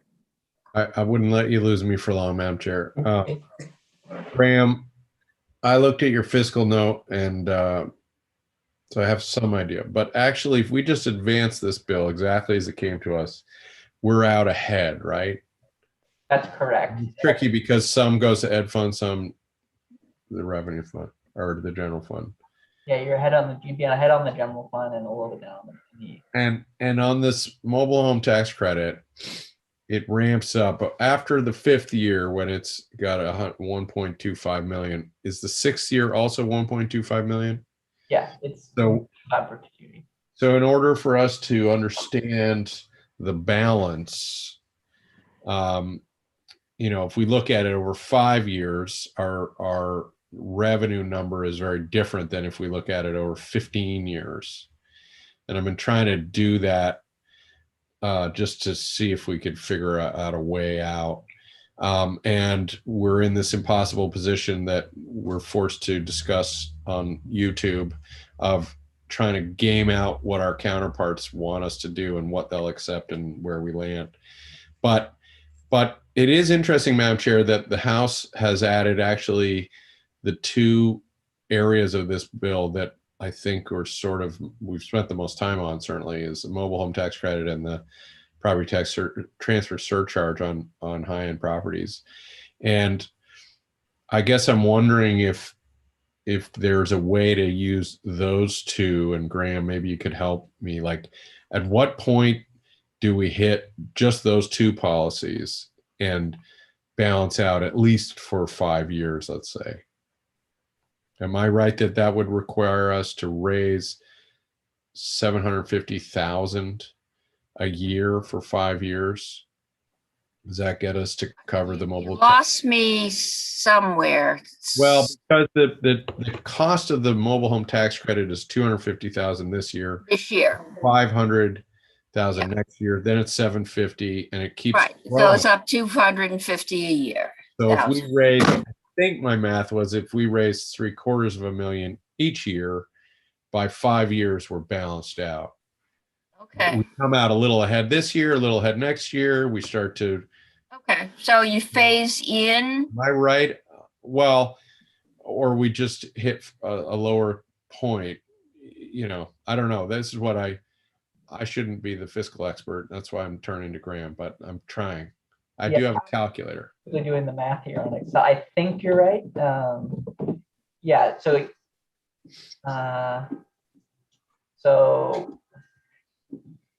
sorry, this is just a little bit difficult for me to do on the fly here. 250, 325, 370. Yeah, so if you raise $750,000 this year and in perpetuity, over a 5-year window, you will be a net zero on the general fund. But then after that, you will be negative every year by $500,000. And what about the ed fund? Do we don't have to deal with the ed fund unless we're thinking about this machine, whatever, correct? I don't even know if you have to deal with the ed fund or not. I mean, the House did not offset the revenue in the ed fund. So Put it all in the general fund, half the bill. yeah, which- I think the only request I have from the appropriations people is that you make this bill revenue neutral at a very minimum in fiscal year 22, preferably over in perpetuity. Yeah, because you're adding sort of base tax expenditure of 1.25 million if you do the manufactured housing, and ideally you would offset that with corresponding revenue. But as Senator Pearson said, if you do 750 every year, then over a 5-year window you cover the cost. But by fiscal year 25, you are in negative by $250,000. and 25 just happens to be when the estimates I've seen say that our budget is back to where the revenues aren't covering the cost. And this was before pensions hit. We could sunset the tax credit, or then the one way to get there or get close is to do the the property transfer surcharge on everything but commercial. Right, Graham? And then the commensurate question is, could we even pull that off? At what level would you do it at? 1 million? Well, I mean, the House, if you just stuck with the House construct at $1 million, but surcharge on values over $1 million. Yeah. Just so you leave the commercial properties out of it, which is Madam Chair has talked about the concern there. Then I think we raise, according to your chart, $1 million. The other category is mostly commercial-like properties, so it's not defined as commercial, but other is mostly commercial-like properties, and then industrial raises 117,000. So you know. Okay, so that doesn't get me there. Okay. Yeah, you raised- Okay, but how much, because secondary and primary homes are 350,000, yeah, and 117 if you go with the $1 million. That's right. So you raised Yeah. $467,000 if you did those two. Okay, this is one where the numbers are real, not as seen in millions, right? We're focusing back to reality here. I would love to say that you'd Half raise. the time it comes in as in millions. This will get us $2 billion. Yeah, I would, Good. Way to go. yeah, unfortunately, that's not the case. Yeah, you Okay. dollars if you did on those two, but All right. again, Well, that was my attempt to get us off the dime. I'll retreat now to mute.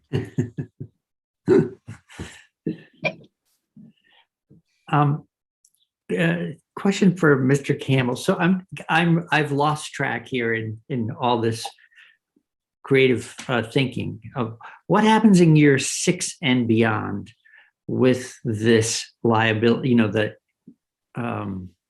So we're selling off at a discount these tax credits 5 years running. What happens in year 6?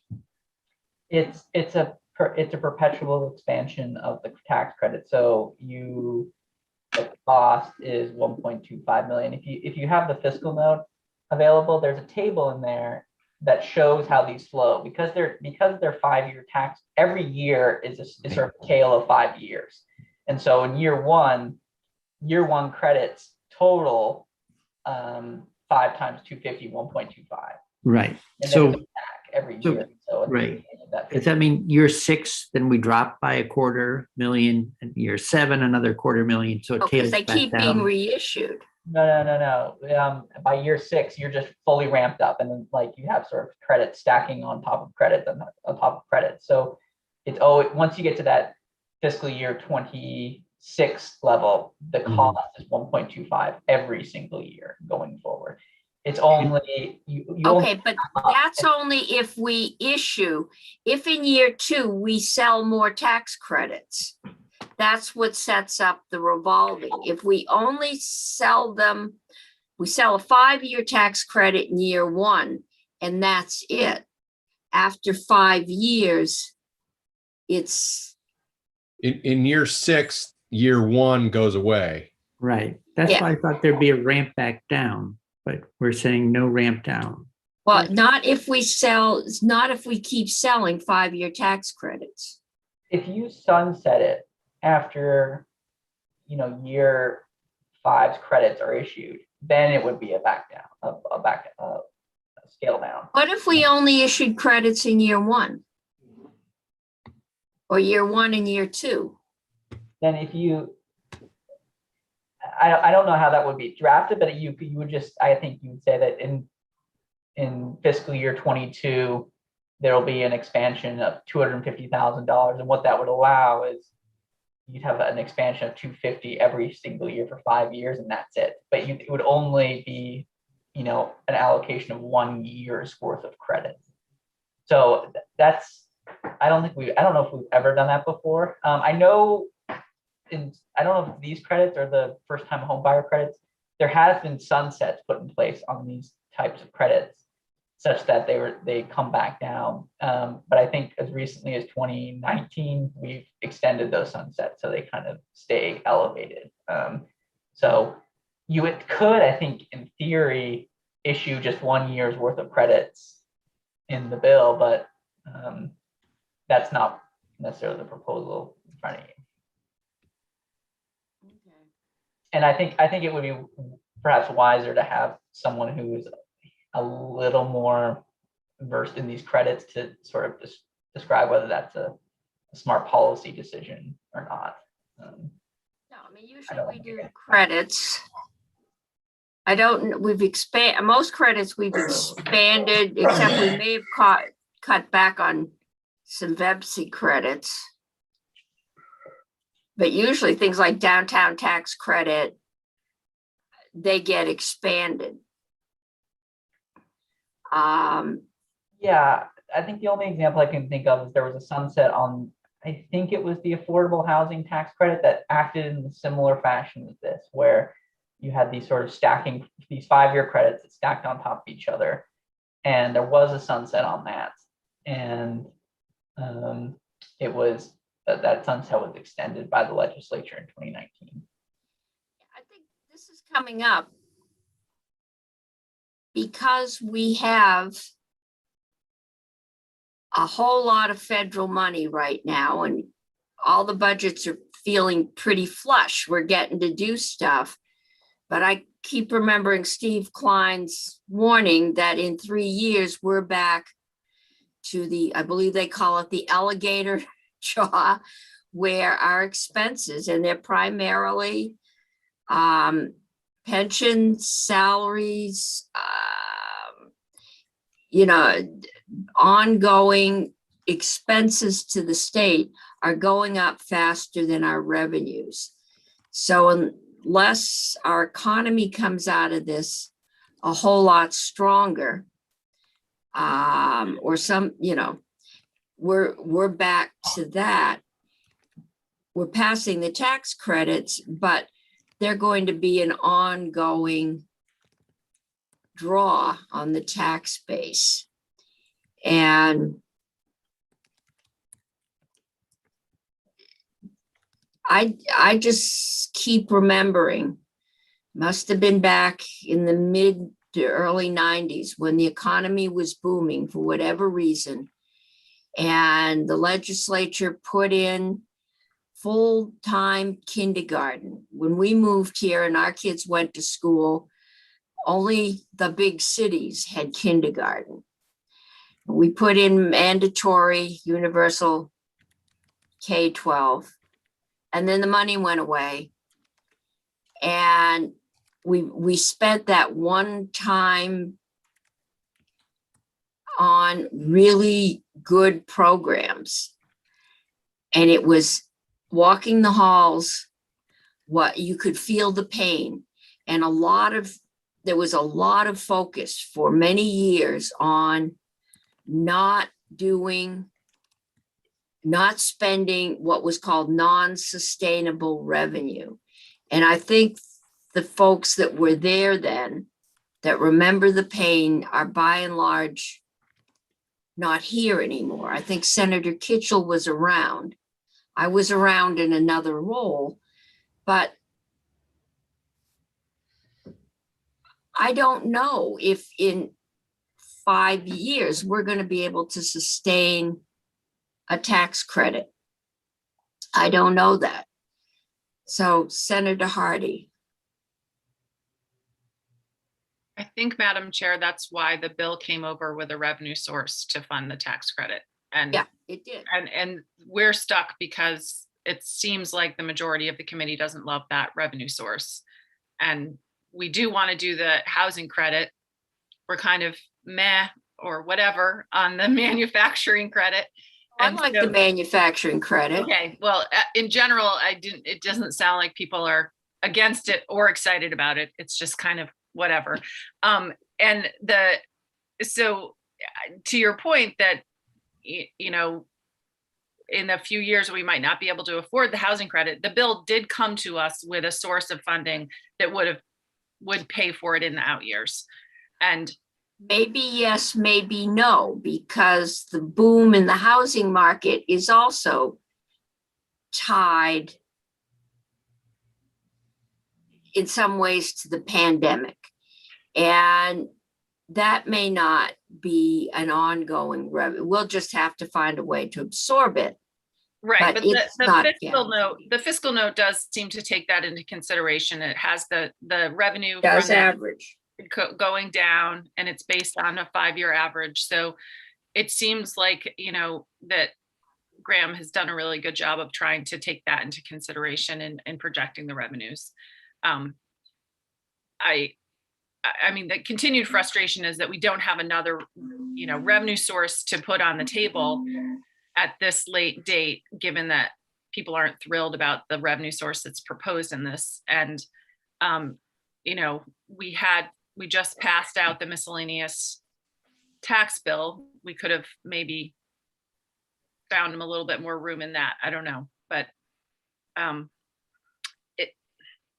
it seems to me that, I mean, the commissioner is right in that the first year it only costs $250,000. So it's really a cheap thing in the first year in this time when we have a big housing crisis, cheap by our current standards. But it's a Yeah. 5-year commitment Yes, and then ongoing unless we sunset it. unless we sunset it. Okay, Senator Pearson. Thank you for those that took the gamble and created kindergarten. I wish you'd gambled further and done preschool while you're there. But I'm glad I sent my kids to kindergarten. I actually think, Madam Chair, your story sort of proves the point that we always are in of we can never meet the needs totally, and we inch forward and then we have to retract. And so what about if we take the housing surcharge and we take the increased mobile home credit, and do them both for 5 years and then sunset them both?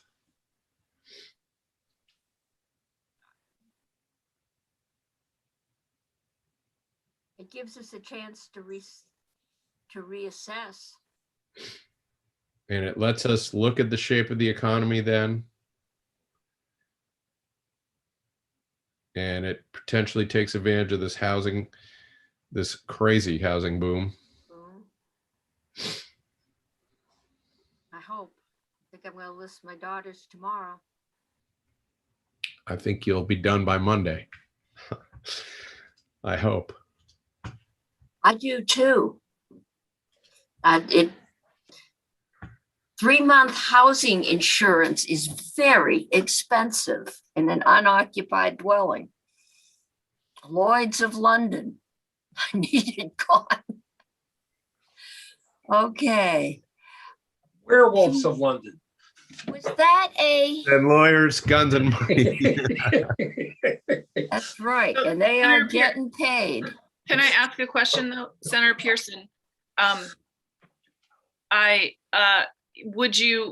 The tax surcharge, would you do it at the million or the 1.5? If we sunset it, and we're just doing the 5-year credit, I think we could do the 1.5 million and it would pay for it. Are we doing the manufacturing credit? It's a different fund, it's not a balance, but I mean, we keep talking about how it's a balance bill. It's really not, because it's two different funds. No, they were earning money for something, but the reason I would like to do the manufacturing credit is, again, we push the tax department to audit.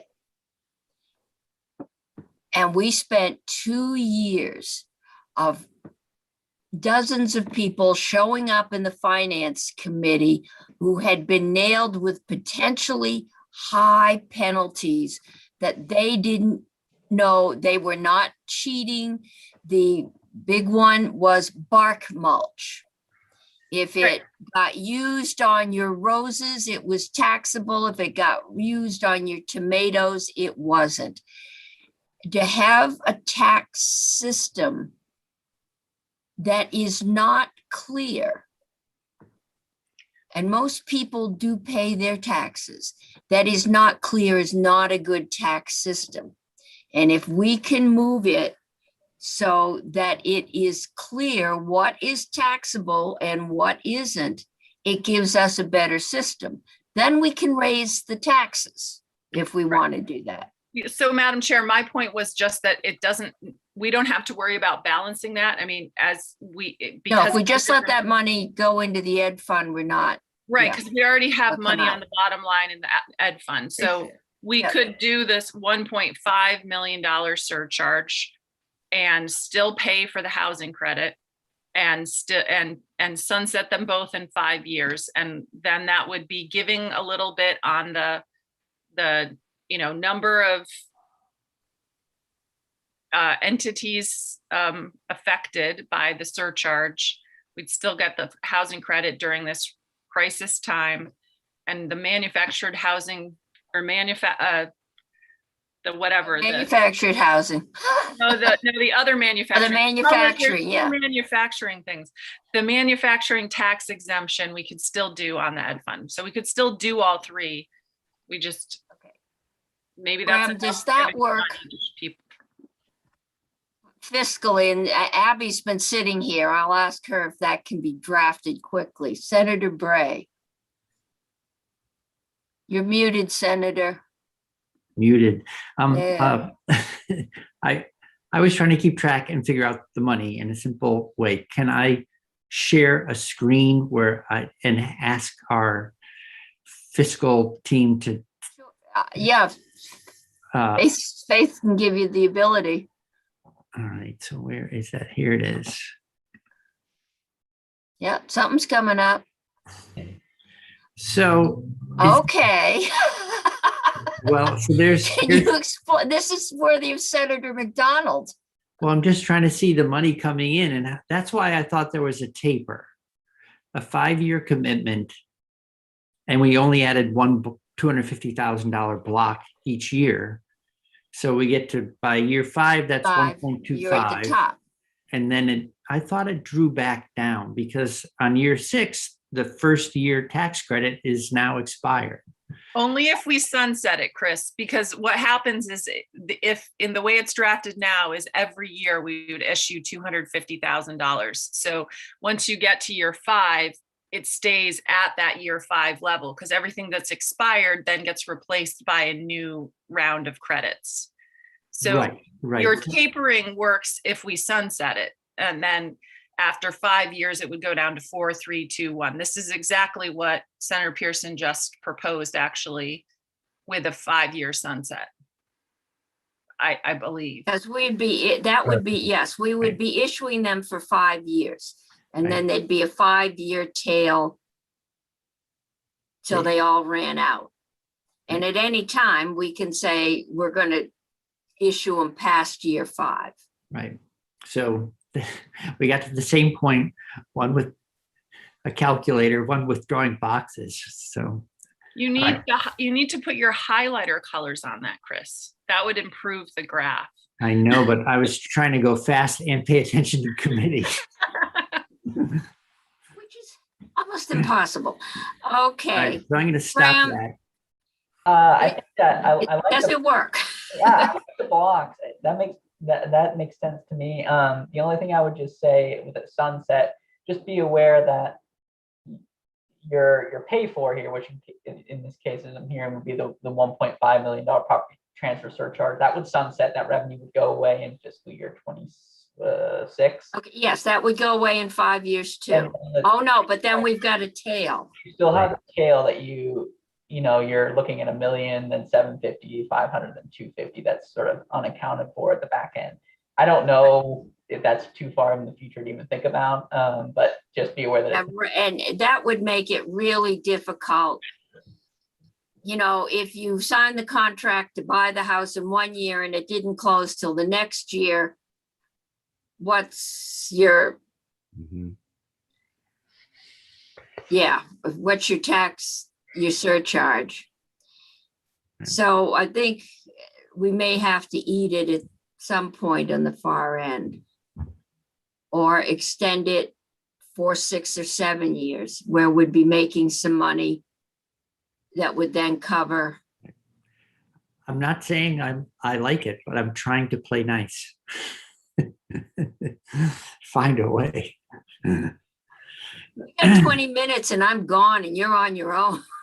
I mean, if I could just. And I apologize to Will Baker and folks that have been here to do income tax.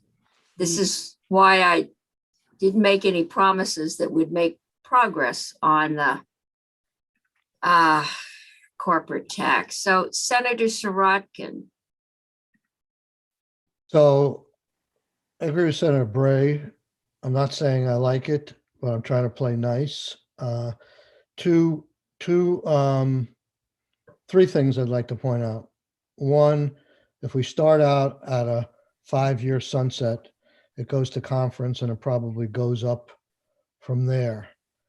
Second, I repeat the phrase I made on the floor of the Senate a few years when we were together on this, Madam Chair, where I said, you pass a surcharge, you think it's going to go away, forget about it. It's going to stay permanent. And then my understanding from the need-based on the mobile home manufacturing is that they funded 30 and they had a demand for 60. I'm not saying that's stagnant, but if we did a 2-year sunset on this, you would get 60 more homes covered by this bill.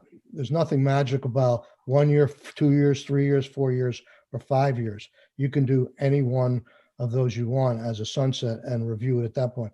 And also on fairness, even though I love the people, you know, we had that whole thing with the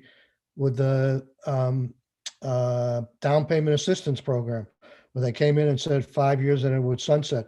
They came back and said, oh, all these people didn't pay back the money the way we thought they would. We needed to extend it for another 5 years or make it permanent.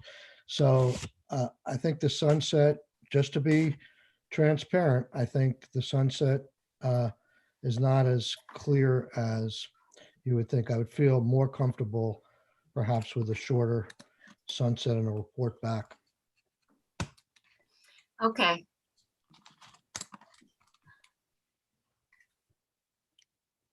Okay, I'm trying to do my scheduling here.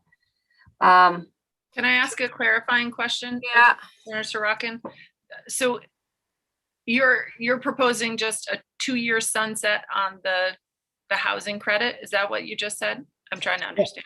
Yeah, and I guess I would leave it to, I mean, they don't have to track exactly. If you need to do the property transfer tax for another year to cover the tail, you know, you could do that. And I also, quite frankly, I hope there was a way we could do it without involving the business community. I think it's less likely to be vetoed. Okay. If we do something. Okay, we've lost our witnesses for the next section anyway, but we've got 15 minutes.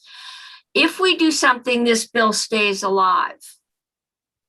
And it is in all probability going to go to conference. There's also a possibility that conference won't end in time, but it will be alive. If we do nothing, well, this bill's dead. There's still the housing part on 101 that may or may not survive. But if we do something, and right now it sounds like a limited tax credit and then going up to the 1.5 million, right, would cover our costs and would give us a chance to come back once all the federal money starts to go away, and be able to reassess at that point. We may also find we're so good with our housing that some of those 60 people are actually in stick-built or the new energy efficient homes. And if you look at them, you have to look to see if they have a foundation, usually, to tell if it's a mobile or a prefab. The inside layout is almost identical. The walls in one are sheetrock and in the other they're cardboard, but unless you look close, they're very, very similar. Senator Sorokin. Just a thought just crossed my mind. I don't know if it complicates it at all, but Senator Bray keeps asking, I think Senator Hardy asked this as well, about what federal dollars could be used to help these people. And your statement just triggered this for me. You know, I think part of a lot of the money out there is dedicated to getting homes or home shelter or a roof over your head for homeless people. I'm not sure we can't define it, broaden that to include people who live in substandard mobile home, because I think there's a threat. The language is a threat of homelessness. So it may be that there's a way to define this to get some access to that ARPA money. I'll be looking in that into that Okay, today. Senator Pearson. Well, I'm all for figuring out creative ways to pull in ARPA money, but I guess the current program is oversubscribed, right? So I don't want us to try to also do more. Right. Maybe I misheard, but No, there's a lot of money to get people out of homelessness. yeah. But if you could somehow define homelessness or the threat of homelessness as somebody who's in a substandard mobile home, then you free them up for that pot of money. Okay. Madam So Chair, can I- that- Yeah, sorry, I have a process question, but Senator Sorokin, that's really good information. If you can get clarity on that point, because if that is true, that solves some of our conundrum here.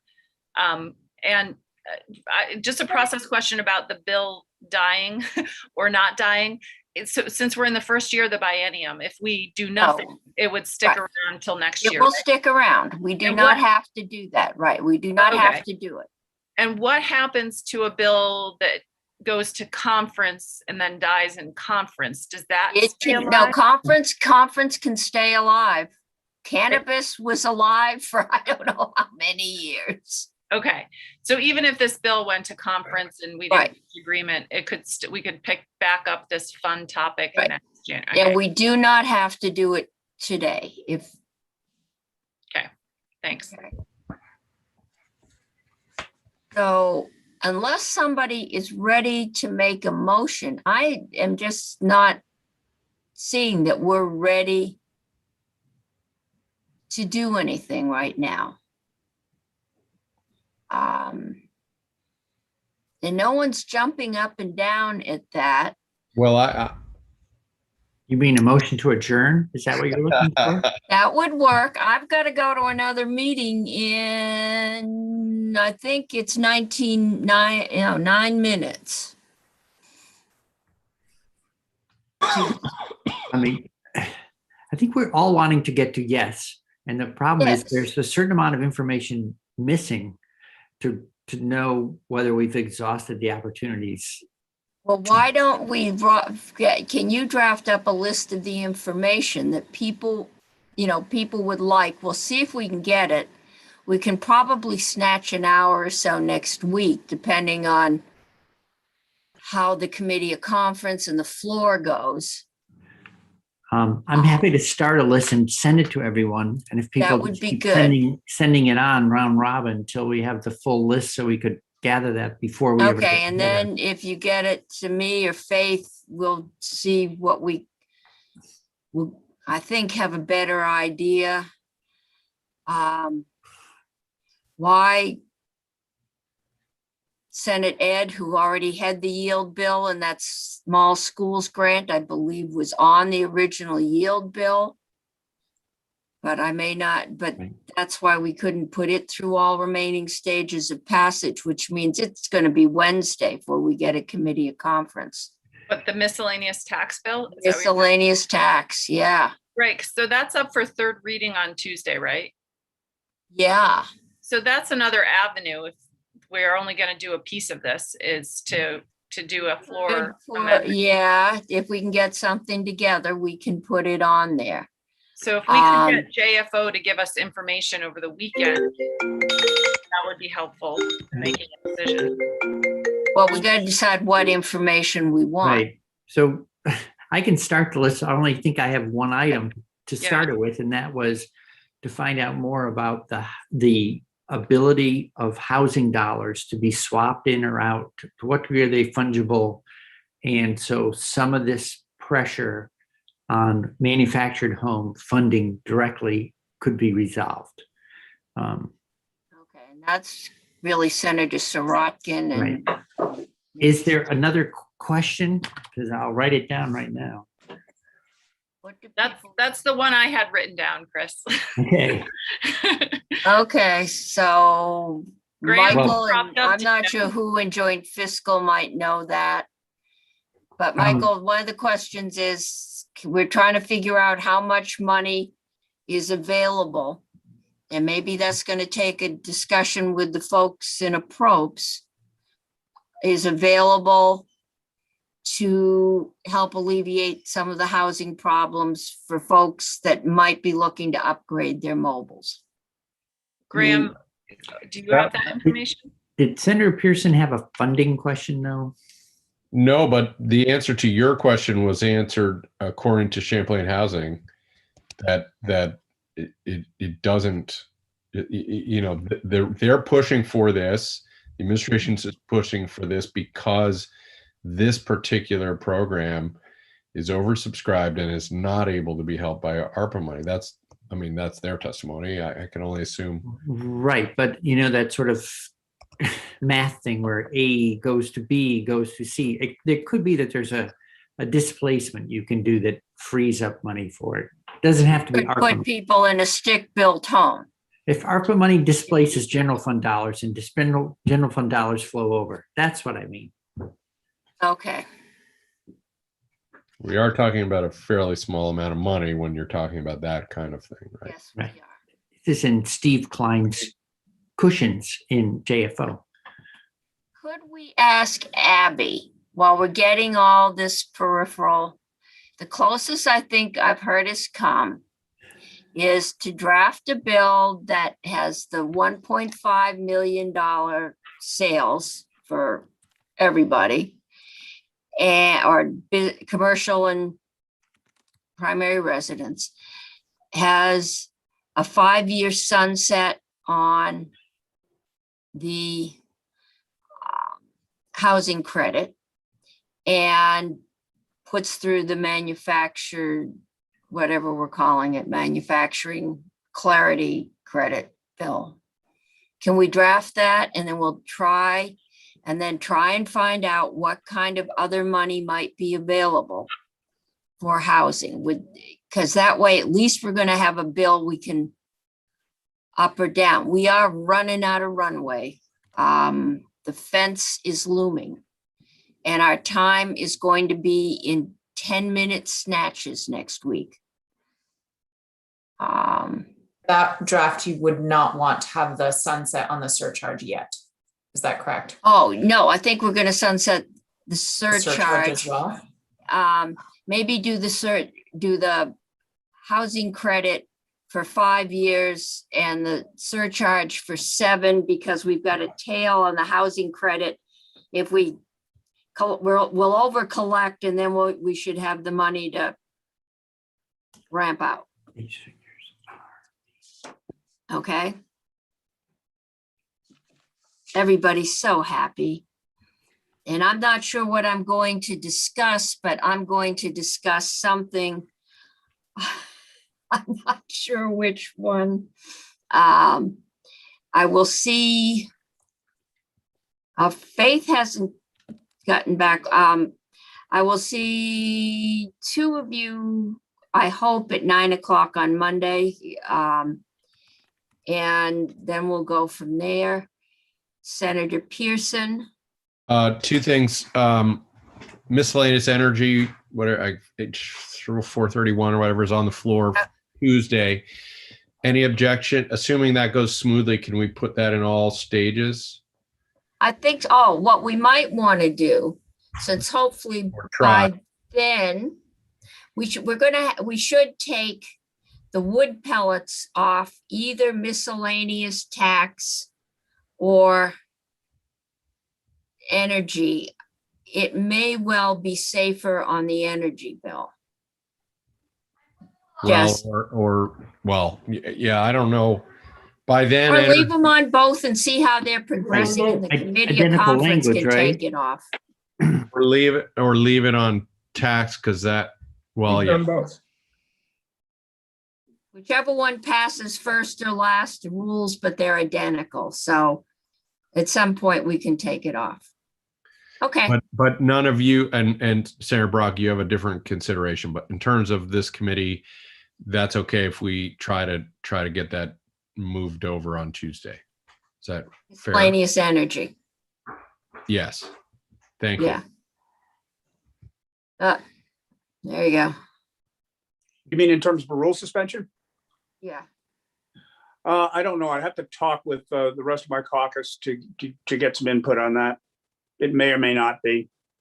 Okay, just let us know. Okay. Senator All Brock's right. microphone is breaking up. I think I heard him say, no question about it. Senator Pearson, proceed. Okay. Yeah, I didn't hear him say That's anything. that's the good thing with Zoom. You can Oh, no, always do No, that. no. He just keeps I thought nodding you yes. said that. It was fuzzy. Okay, I've got to go because it takes me a minute or two to switch Zooms. Faith, I'm here. have we got a confirmation? Ending live. Okay, ending live. Have